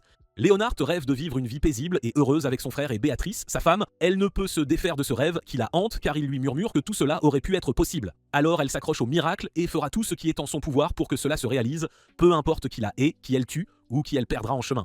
Leonard se réveille de son rêve pour confier à Tubal-Cain qu'elle a fait un rêve où elle était enfin heureuse. Ren s'approche de Shirou et Leonard qui sont maintenant ensemble parce que Shirou a pris le contrôle de Malleus de l'intérieur, ni plus ni moins. Il se souvient des paroles de Trifa sur les 5 éléments de l'alchimie dorée, une sacrée recette. Le premier est Rhea, le second est la relique de Lord Heydrich, indestructible bien sûr, et les 3 derniers sont les chefs de bataillon de la table ronde noire, Makena, Samuel et Schreiber. Trifa dit que vaincre l'un d'eux est une tâche ardue, croyez-moi, il lui faut donc une alliance et vite. Leonard demande si Ren a l'intention de se battre avec elle, car elle est prête à relever le défi, sans hésiter. Ren demande à Trifa d'intervenir car il semble prendre un plaisir fou à leur bagarre, le petit coquin. Trifa se lève de son siège, l'air grave, et tente de s'expliquer, mais Tubal-Cain charge pour l'attaquer sans préavis. Trifa bloque l'attaque avec aisance et leur explique que Risa y a laissé un programme, ce pourrait bien être le déclencheur, vous savez. Trifa dit à Tubal-Cain que ses attaques sont vaines contre lui, mon cher, car le Graal est indestructible, c'est un fait. Mais Cain, monstre sans cervelle, incapable de comprendre, l'attaque quand même sans réfléchir. Trifa demande à Ren de l'aide face à Cain, mais Ren lui hésite un peu trop même. Shirou dit qu'il connaissait la puissance du prêtre du Graal, mais la voir en action le terrifie, carrément. Ren l'interpelle d'une voix forte et Shirou explique qu'il sait car il a dérobé des informations sur le Longinus Dreizan Ordin à Maléos, ni plus ni moins. Shirou dit à Ren que faire équipe avec Trifa est une décision des plus stupides, crois-moi. Léonard se demande pourquoi le père Trifa prend une décision si différente et Trifa lui dit de chercher la réponse en elle-même, ma chère. Il dit à Ren qu'il leur sera difficile de coopérer officiellement, mais cela ne change en rien leur mission. Vaincre les 3 chefs de bataillon pour sauver Raya. Il dit que la mission aura lieu à l'église le lendemain soir, soyez prêts. Mais Ren doit maîtriser le niveau d'émanation bien au-delà de la création. Il assure à Ren que ce n'est pas une tâche insurmontable, loin de là, et il lui transfère la magie, plongeant Ren dans l'inconscience la plus totale. Mercurius, assis sur son trône, l'air pensif, dit qu'il a créé l'univers selon ses propres lois, impeccables, mais il ne peut plus s'arrêter de sa propre volonté, hélas. Alors il a attendu des milliards d'années la naissance de celui qui le remplacerait. Enfin, Mercurius rend visite à Marguerite et il mentionne qu'il a créé la récurrence juste pour pouvoir la rencontrer. Quelle romance! Il dit que la rencontrer était le seul acte répété qu'il aimait vraiment. Alors il souhaite qu'elle fasse s'écouler le monde de l'être divin vers l'extérieur avant qu'il ne se suicide, un geste radical. Il confesse qu'il ne peut retenir son désir d'être anéanti par son impulsion autodestructrice, c'est plus fort que lui, alors il fait tout pour elle, absolument tout, et il espère qu'elle exaucera son vœu, son dernier espoir. Mercurius s'éloigne d'un pas lourd, tandis que Ren apparaît et trouve Marguerite dans un état de tristesse profonde. Ren se demande ce qui la tracasse tant, et Marguerite explique qu'elle ne s'en était jamais souciée auparavant, étrangement, mais elle sent maintenant qu'elle a beaucoup changé depuis qu'elle a rencontré Ren, c'est évident. Elle pense désormais à elle-même et à tous les autres. Un vrai progrès. Marguerite dit qu'elle se souvient de ce que Cagliostro lui a dit jadis à propos du monde qui se répète encore et encore. Marguerite dit que si elle meurt, elle retournera dans le ventre de sa mère pour revivre la même vie éternellement. Mais cela n'a aucun sens pour elle, si c'est vraiment la vérité. Elle conclut qu'il n'y a pas de fantôme dans ce monde, c'est une certitude, et elle demande à Ren ce qu'elle est. Alors, au juste, Ren répond qu'il ne peut apporter de réponse aux questions sur les souvenirs, hélas, car il a lui aussi un souvenir étrangement similaire, et il ne pense pas que ce soit juste un rêve, loin de là. Il dit que si c'est réel, alors il est aussi fou qu'elle, c'est une évidence, donc il enfreint les règles du monde, ni plus ni moins. Marguerite l'assure qu'il n'est pas fou, juste différent, et c'est très bien ainsi, il peut rester tel qu'il est. Marguerite dit qu'elle est heureuse d'avoir rencontré Ren vraiment, et elle désire rester plus longtemps avec lui si seulement, mais elle pense qu'elle serait un obstacle, une gêne. Ren lui parle de la culpabilité qu'il ressent d'avoir vu le père de Kazumi se faire tuer sous ses yeux, et de son incapacité à en parler à Kazumi, un lourd secret. Il conclut qu'il devrait avoir du mal avec les fantômes, logiquement, mais il ne pense pas qu'il y ait quoi que ce soit de mal avec Marguerite, au contraire, et il est heureux de leur rencontre, sincèrement. Marguerite demande pourquoi Ren est si gentil avec elle alors qu'elle lui a fait faire des choses si blessantes et maléfiques. Ren décide de se plaindre, enfin, et Marguerite dit qu'elle est prête à accepter ses plaintes, toutes ses plaintes. Mais Ren la remercie de lui avoir fait comprendre comment il peut expier, car elle est la réponse, la clé. Il dit qu'il y a un chemin qui n'est possible que grâce à elle et à personne d'autre. Alors il le sauvera et le protégera, coûte que coûte. Mercurius dit aussi qu'il priera pour que leur souhait se réalise de tout son cœur. Il appelle Marguerite l'être divin du crépuscule, le prochain trône de l'être suprême, rien que ça. Raya se retrouve assise à la table ronde noire, un peu perdue, et elle voit Samuel à ses côtés, qui se présente comme l'ami de Risa, une vieille connaissance. Cherchant confirmation, bien sûr, Raya demande à Samuel si Risa est vraiment son arrière-grand-mère, c'est bien ça, et Samuel l'affirme sans hésiter. Samuel avoue avoir tué Risa, une drôle de façon de montrer son amitié, n'est-ce pas? Elle dit à Raya de faire son devoir si elle veut vraiment honorer Risa. Samuel est certaine que rien de ce qu'elle dira ne fera changer d'avis Raya, elle le sait, mais elle lui conseille de dire adieu à la vie qu'elle a menée jusqu'ici, car une grande entreprise les attend, une tâche colossale. Samuel ajoute que Raya sait à qui poser ses questions, pas besoin de guide, et elle ne la gênera pas, mais elle doit se dépêcher, le temps presse. Samuel disparaît de la table ronde, comme par enchantement, laissant Raya seule avec ses pensées, un peu perdues. La scène suivante révèle le père Trifa dans le passé, alors qu'il était encore un prêtre qui s'occupait joyeusement des enfants, un vrai bonheur. Lord Heydrich et les 3 chefs de bataillon s'approchèrent de lui, d'un air menaçant. Heydrich l'accusa d'être un fugitif en temps de guerre, un lâche. Heydrich ordonna à Trifa de lui choisir et sacrifier 10 de ses enfants, sans discuter, sinon, il les tuerait tous, sans exception.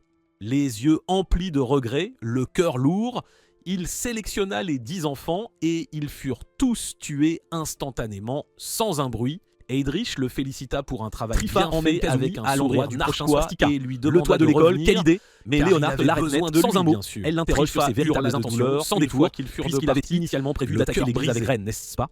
Elle se demande s'il l'a amené à l'école exprès avec une arrière-pensée, et elle lui demande pourquoi son frère était si enragé contre lui, car elle pouvait sentir son cœur, même en étant le monstre Tubal-Cain. Trifa confesse qu'il lui a dit de mourir tant qu'il était encore en vie, car il les a surpris, lui et Béatrice, complotant contre Lord Heydrich. Mais il ne pouvait les laisser agir, cela aurait perturbé ses plans, vous comprenez? Cependant, Trifa dit que son frère était un guerrier, un vrai de vrai, donc il n'aurait pas pu le haïr pour ça, c'est impossible. Trifa considère que Kai a pu être en colère contre lui parce qu'il a transformé la petite fille qu'il voulait tant protéger en une guerrière elle-même, quelle ironie. Léonard invoque son pouvoir de niveau de formation, la rage au ventre. Et Trifa lui demande si elle le hait car lui aussi a été prisonnier de la haine, vous savez. Trifa dit qu'il ne peut se pardonner, jamais, et sa seule punition est le tourment éternel, une éternité de souffrance. Il n'a pas besoin de salut, pas le moins du monde, alors il marchera seul pour l'éternité, un destin solitaire. Leonhardt essaie de l'attaquer, mais ses attaques s'avèrent faibles face à la force de Trifa. Puissant, c'est impressionnant. Il dit à Leonhardt Trifa dit son désir ardent de revoir ses proches, car il n'a pas pu sauver les enfants devant Heydrich. Tout ce qu'elle gagnera, c'est une guerre éternelle, sans fin, tout en emprisonnant ses proches en enfer pour l'éternité. Leonhardt, qui attaquait Trifa, le regarde choqué, les yeux écarquillés. Trifa dit qu'il ne permettra pas l'émanation du Valhalla, jamais. Trifa chante le sort d'émanation pour commencer la procession d'une voix grave, mais Rhea entre, le suppliant d'arrêter d'une voix déchirante. Il dit qu'il est content de la voir car cela lui facilite grandement les choses. Vous savez, Trifa promet de sauver Rhea parce qu'il aspire à devenir l'homme le plus fort qu'il connaisse, Lord Heydrich en personne. Ainsi, les choses qu'il aime ne seront plus jamais détruites, c'est promis. Leonhardt tente de l'arrêter en vain. Il poursuit ses sorts imperturbables et expulse une arme sur Rhea pour détruire le chemin qui relie Rhea et Isaac. Ainsi, le swastika choisira Kazumi comme prochain corps en ligne pour son ventre. Quelle horreur! À l'instant même, Samuel arrive pour bloquer l'arme, protégeant Rhea. Elle dit à Trifa que sa vraie nature a été révélée, enfin, et qu'il n'atteindra jamais le niveau de Lord Heydrich, jamais. Ren et Shirou réalisent donc que l'église n'était qu'un leurre pour le plan original de Trifa, un coup de maître. Ils décident tous deux de se séparer pour vérifier les deux derniers swastikas sans tarder. Trifa voit Machina et il admet qu'il s'attendait à ne pas avoir le temps pour lui, son combat étant avec Ren après tout. Machina répond qu'il veut que son combat avec Ren se déroule sur la scène ultime, la grande finale, mais Trifa se met en travers de son chemin, quel culot. Machina charge Trifa avec fureur, mais Trifa bloque l'attaque sans sourciller. Samuel sait que Trifa peut survivre à cette attaque, elle le sait, mais elle s'inquiète pour les autres, tout de même.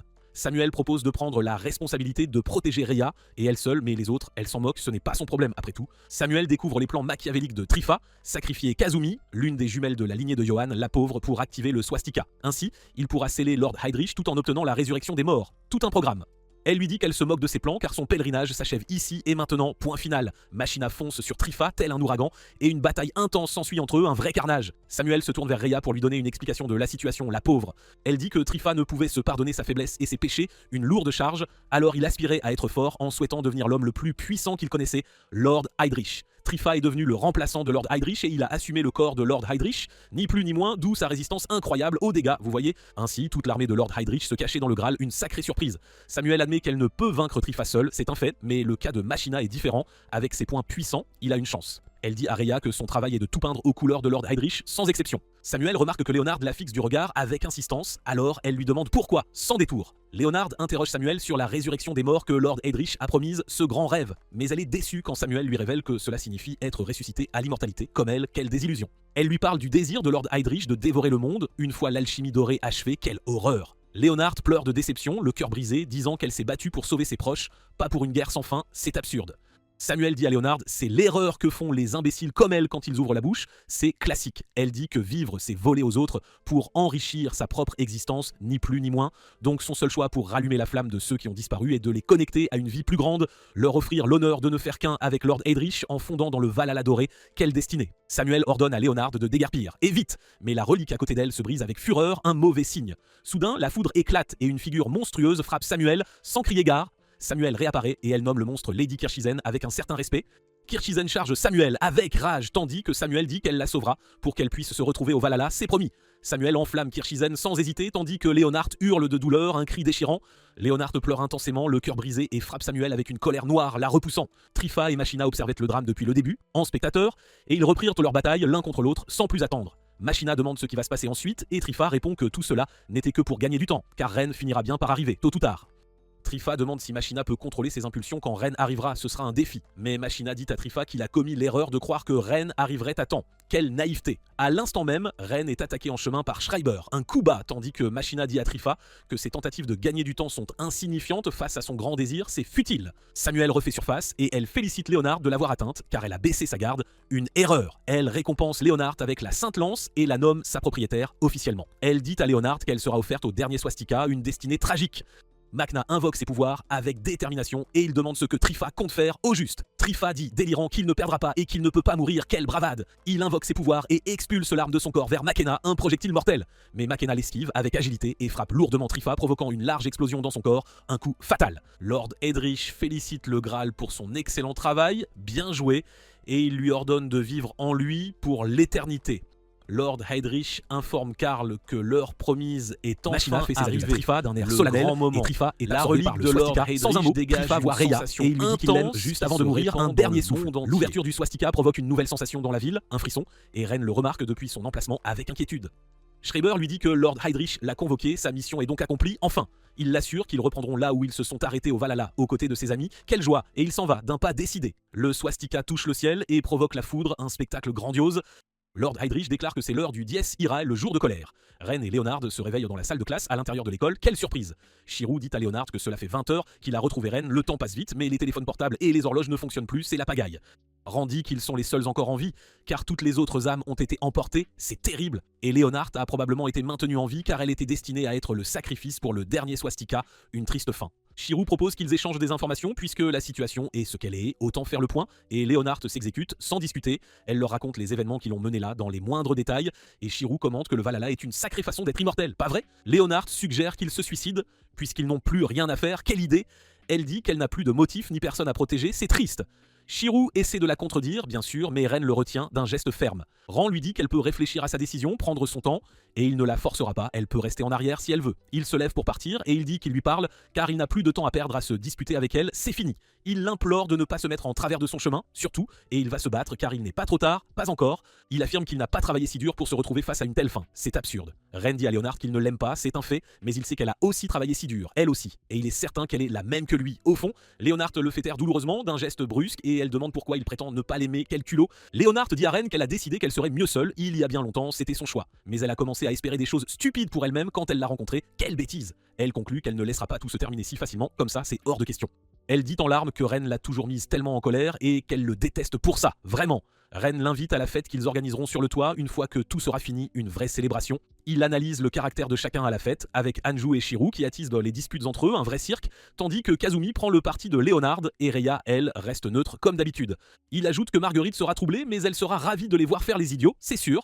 Ren dit à Leonard que ce sera super amusant et ça peut être un nouveau motif pour elle, une raison de vivre. Leonard appelle en larmes la proposition de Ren stupide, quelle idée! Et elle conclut qu'elle ne s'intégrerait pas dans leur univers, pas du tout.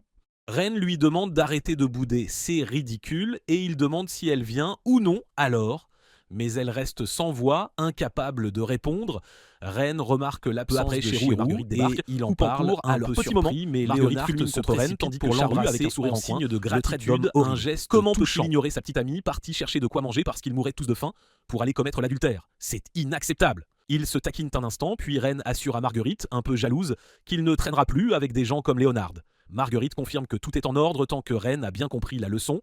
Elle propose de passer à table. Ren attrape le sandwich préféré de Rhea tandis que Shirou offre un verre à Leonard, scellant ainsi leur pacte de loyauté. Leonard, sur le ton de la plaisanterie, dit qu'elle n'a aucune envie de mourir avec eux. Shirou acquiesce, affirmant que dans ce cas, aucun d'entre eux ne périra. Il porte Heydrich demande à la victoire et à leur retour représente sains et saufs. Et chacun donne sa réponse ouvre la marche et Heydrich se base sur celle de Samuel qui affirme que la victoire s'est brillée noblement dans les cieux les plus élevés. Il lui dit qu'elle risquerait probablement de se brûler les ailes comme Icare à force de le désirer. Samuel acquiesce, expliquant qu'ils en rêvent, mais ne peuvent l'atteindre, et elle souhaite en être consumée à jamais. Elle ajoute qu'elle a gardé cette marque sur elle, tel un insigne éternel d'honneur. Schreiber se moque de Samuel, la traitant d'amoureuse, trop mignonne.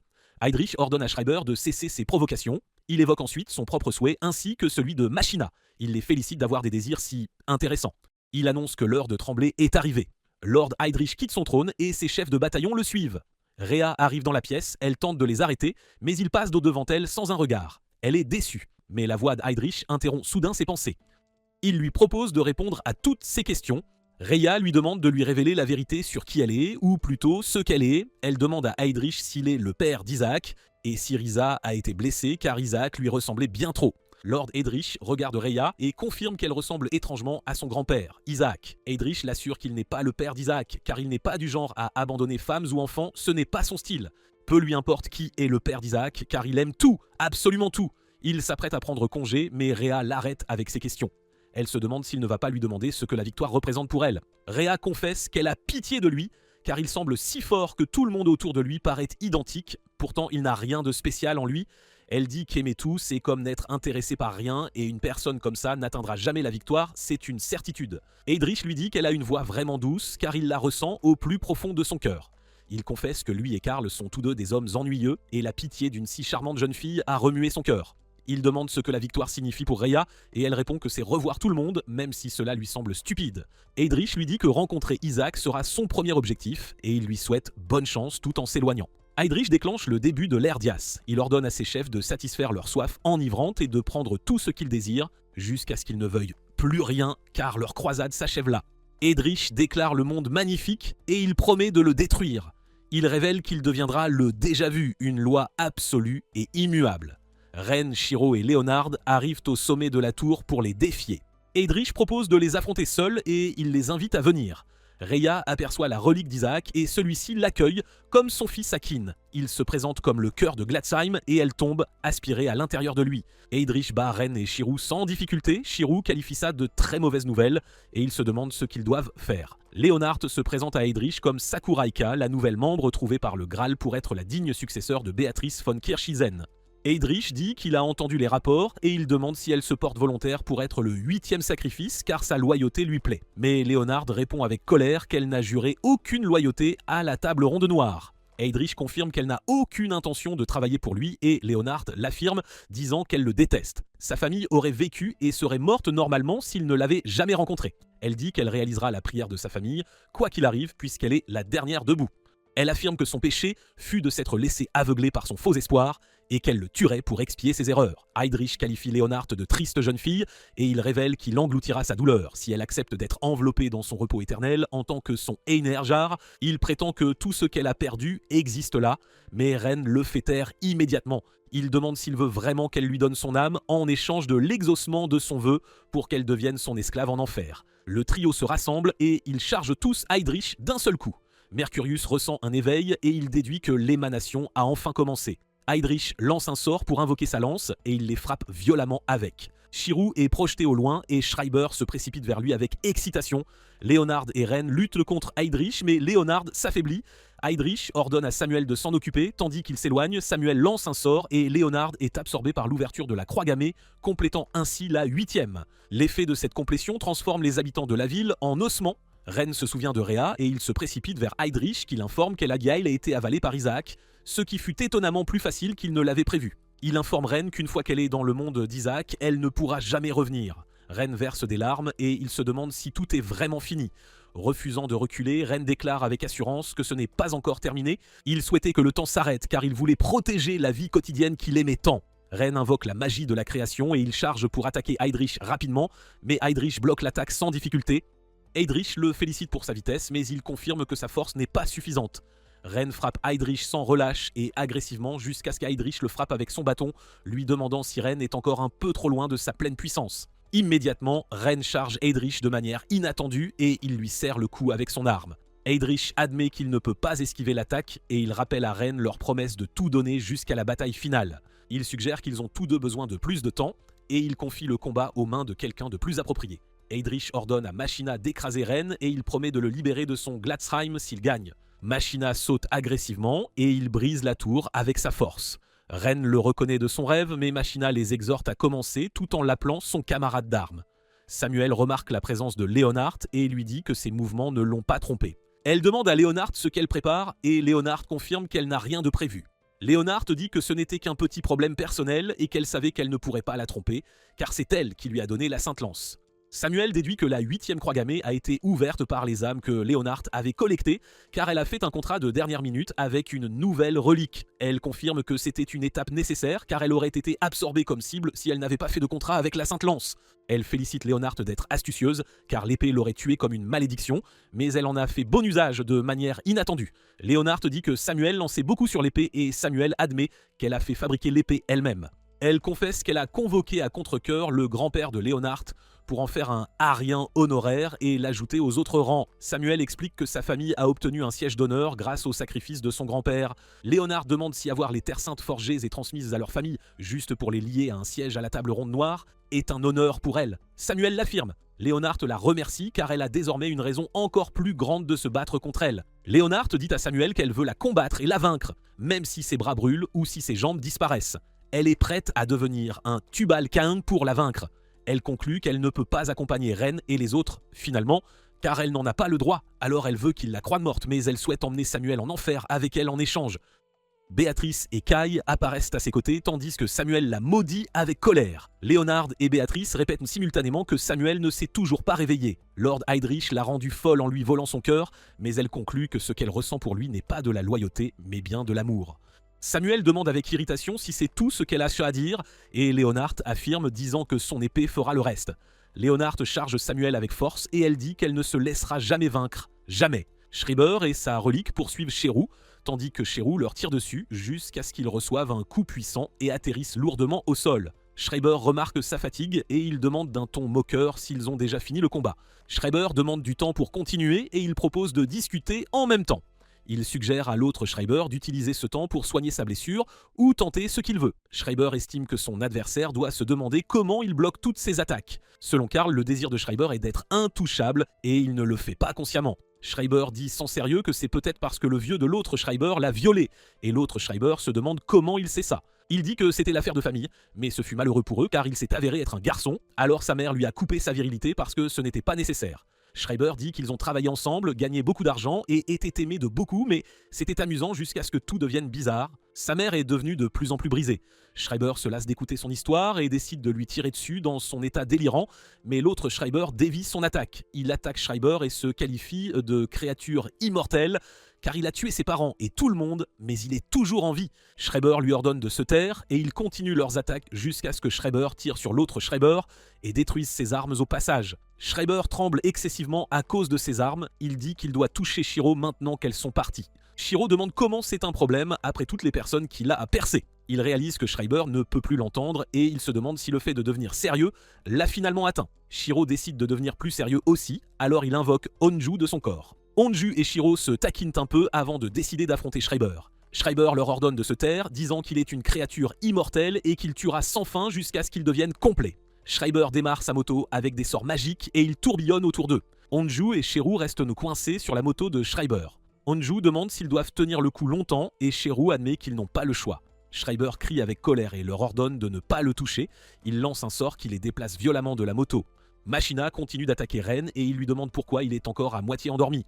Ren lui dit qu'il ne le connaît pas et Machina demande à Ren de se souvenir de son ancien nom.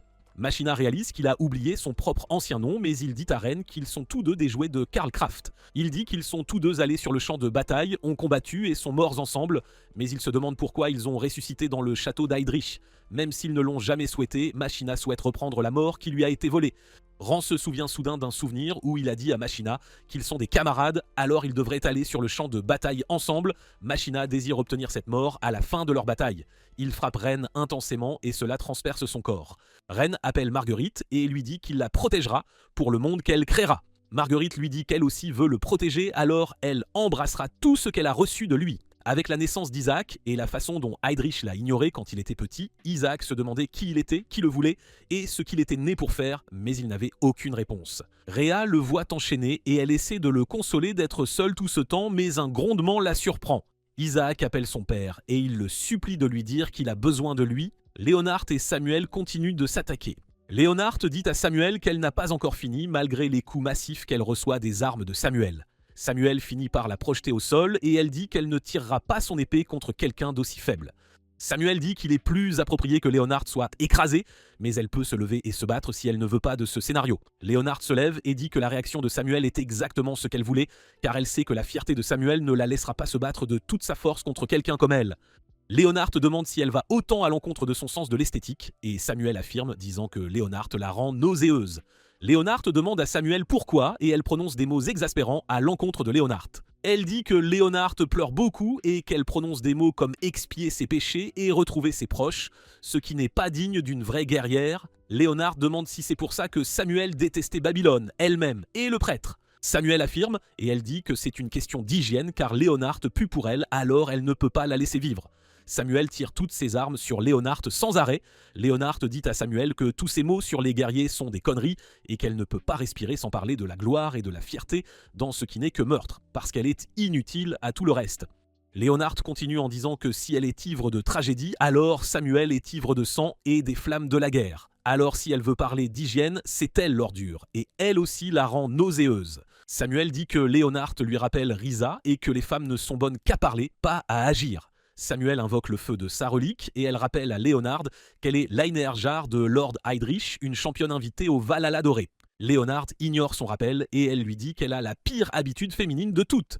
Elle crie avec colère que Samuel essaie juste désespérément d'être comme l'homme qu'elle aime, alors elle ne devrait pas agir de manière si hautaine. Samuel tire agressivement sur Leonhardt, mais Leonhardt persévère et elle charge Samuel, disant qu'elle ne perdra pas.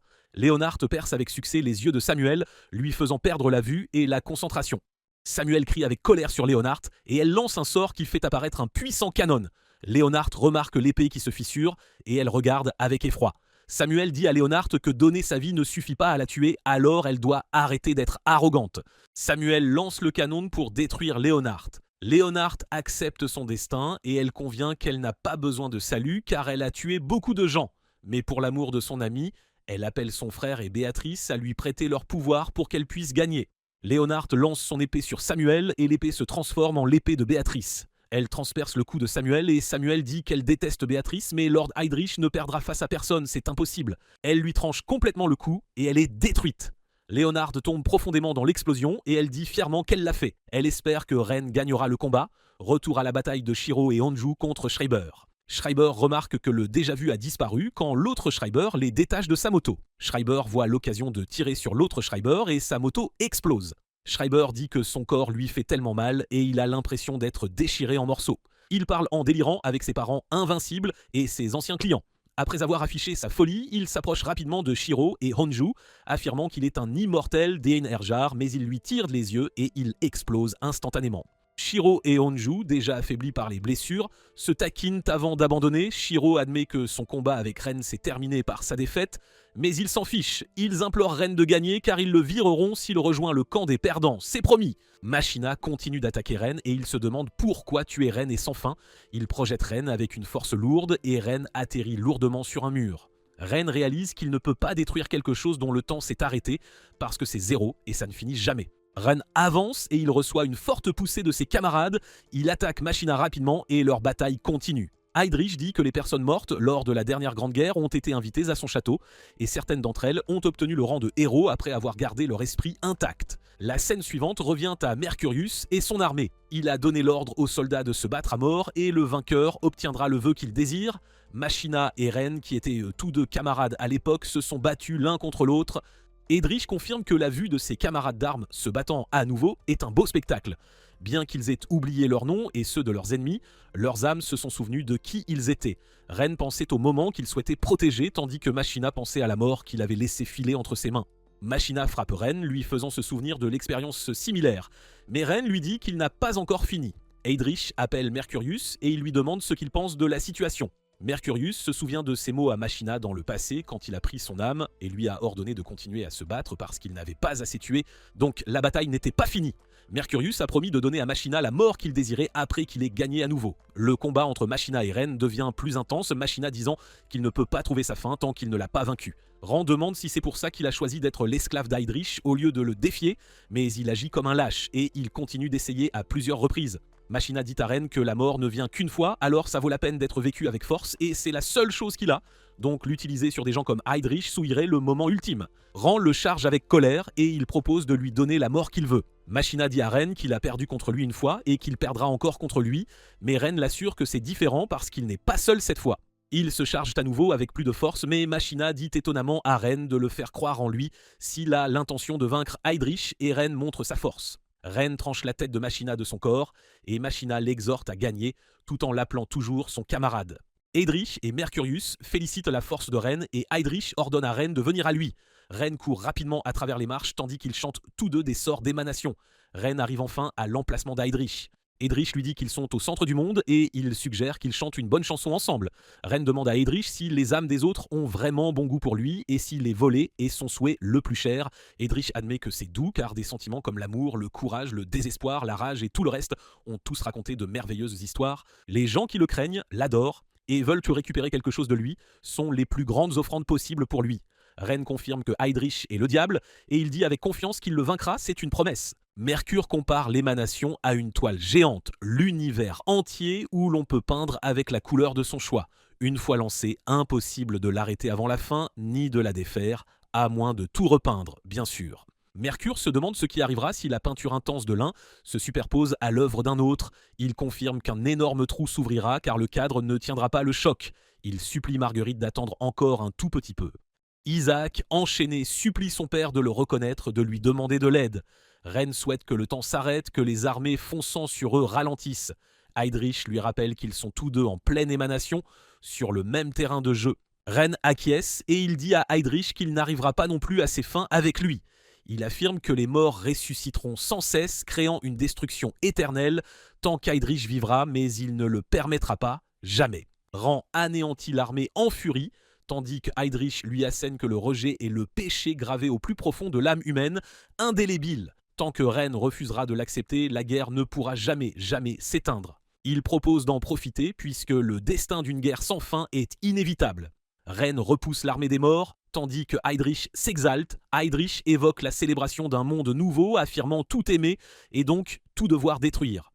Ren se remémore les jours paisibles, entouré des gens qu'il aimait. Il charge Heydrich avec fureur, refusant qu'il lui dicte sa conduite, alors qu'il ne désire que protéger sa vie tranquille, sa paix retrouvée. Heydrich ordonne à Ren de le détruire s'il en est capable.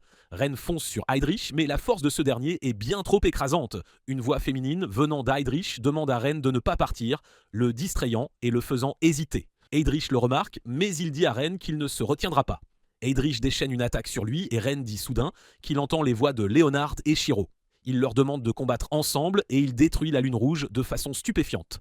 Heydrich est surpris par la force de Ren et il conclut que l'inconnu est là sur lui, riant à gorge déployée. Heydrich et Ren s'affrontent avec une agressivité et une vitesse folle avec leurs proches jusqu'à une vaste explosion.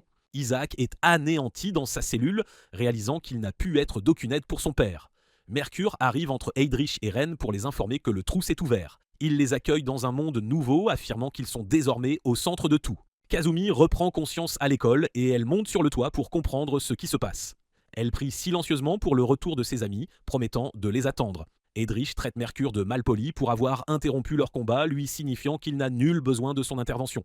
Mercure explique que son intention n'est pas de les interrompre, mais qu'il y a un lieu plus approprié pour la conclusion et il désire ardemment voir la fin, car il a vécu toute sa vie dans ce seul but. Mercure dit à Heydrich qu'il ne peut le tuer car il a déjà désigné son successeur. Marguerite apparaît derrière Mercure tandis qu'Heydrich se fraye un chemin. Mercure dit que son souhait s'est réalisé et qu'Heydrich a tenu sa promesse, il va donc lui accorder le trépas qu'il a tant désiré. Enfin, Mercure fait ses adieux à son ami Heydrich qui s'éloigne. Ren interroge Mercure sur Rhea et Mercure répond qu'il est incertain car il a vu Isaac se briser. Mais leur combat fut si puissant qu'il a déchiré un trou dans le monde, donc elle serait dans la faille si elle est encore en vie. Mercure l'assure qu'elle ira bien si elle ne se débat pas. Ren tente de s'éloigner mais Marguerite l'arrête, les larmes aux yeux. Elle le supplie de la laisser l'accompagner mais Ren l'exhorte à rester en arrière pour sa sécurité. Il la console puis s'éloigne. Heydrich demande à Ren s'il a fait ses adieux et Ren acquiesce. Heydrich l'interroge pour savoir si Ren partage la même opinion que lui et Ren admet que oui, absolument.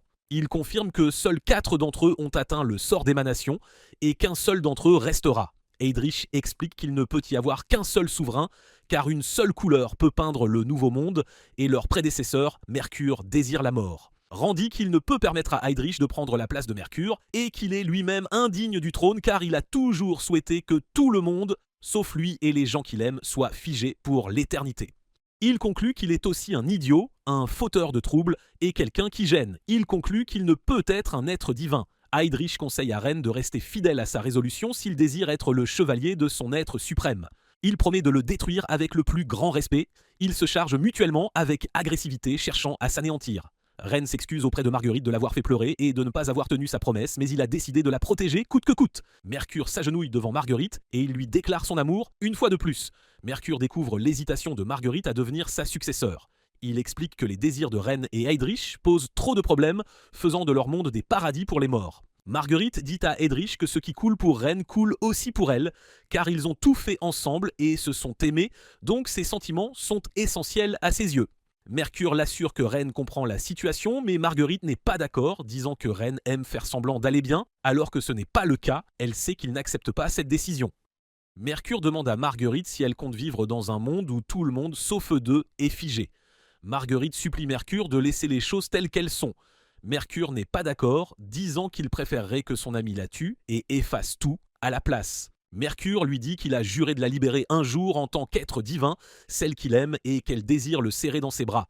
Heydrich transperce le cœur de Ren et déclare avec assurance qu'il a gagné car ses sentiments sont plus forts que la foi de Ren. Heydrich dit qu'il va tout engloutir mais Ren se débat contre lui. Soudain, la lame de Ren transperce le cou d'Heydrich à sa grande surprise et Heydrich réalise que Rhea en est la responsable, la seule. L'émanation du monde se rétracte et tout le monde revient à la vie.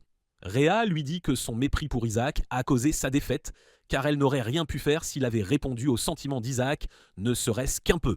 Elle conclut qu'il a perdu et qu'il est seul, absolument seul. Heydrich appelle cela un bel inconnu. Marguerite retient ses mains de toucher Mercure. Elle lui dit qu'elle désire le serrer, mais qu'elle aime Reine profondément.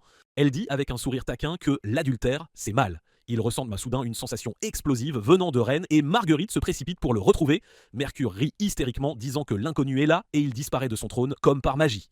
Reine appelle les noms de ses amis et il affirme avoir gagné grâce à eux, en pleurant. Heydrich lui apparaît, lui demandant pourquoi il pleure alors qu'il a gagné la bataille, sinon sa défaite n'aura aucun sens. Heydrich dit qu'il ne veut pas croire avoir perdu face à quelqu'un d'indigne.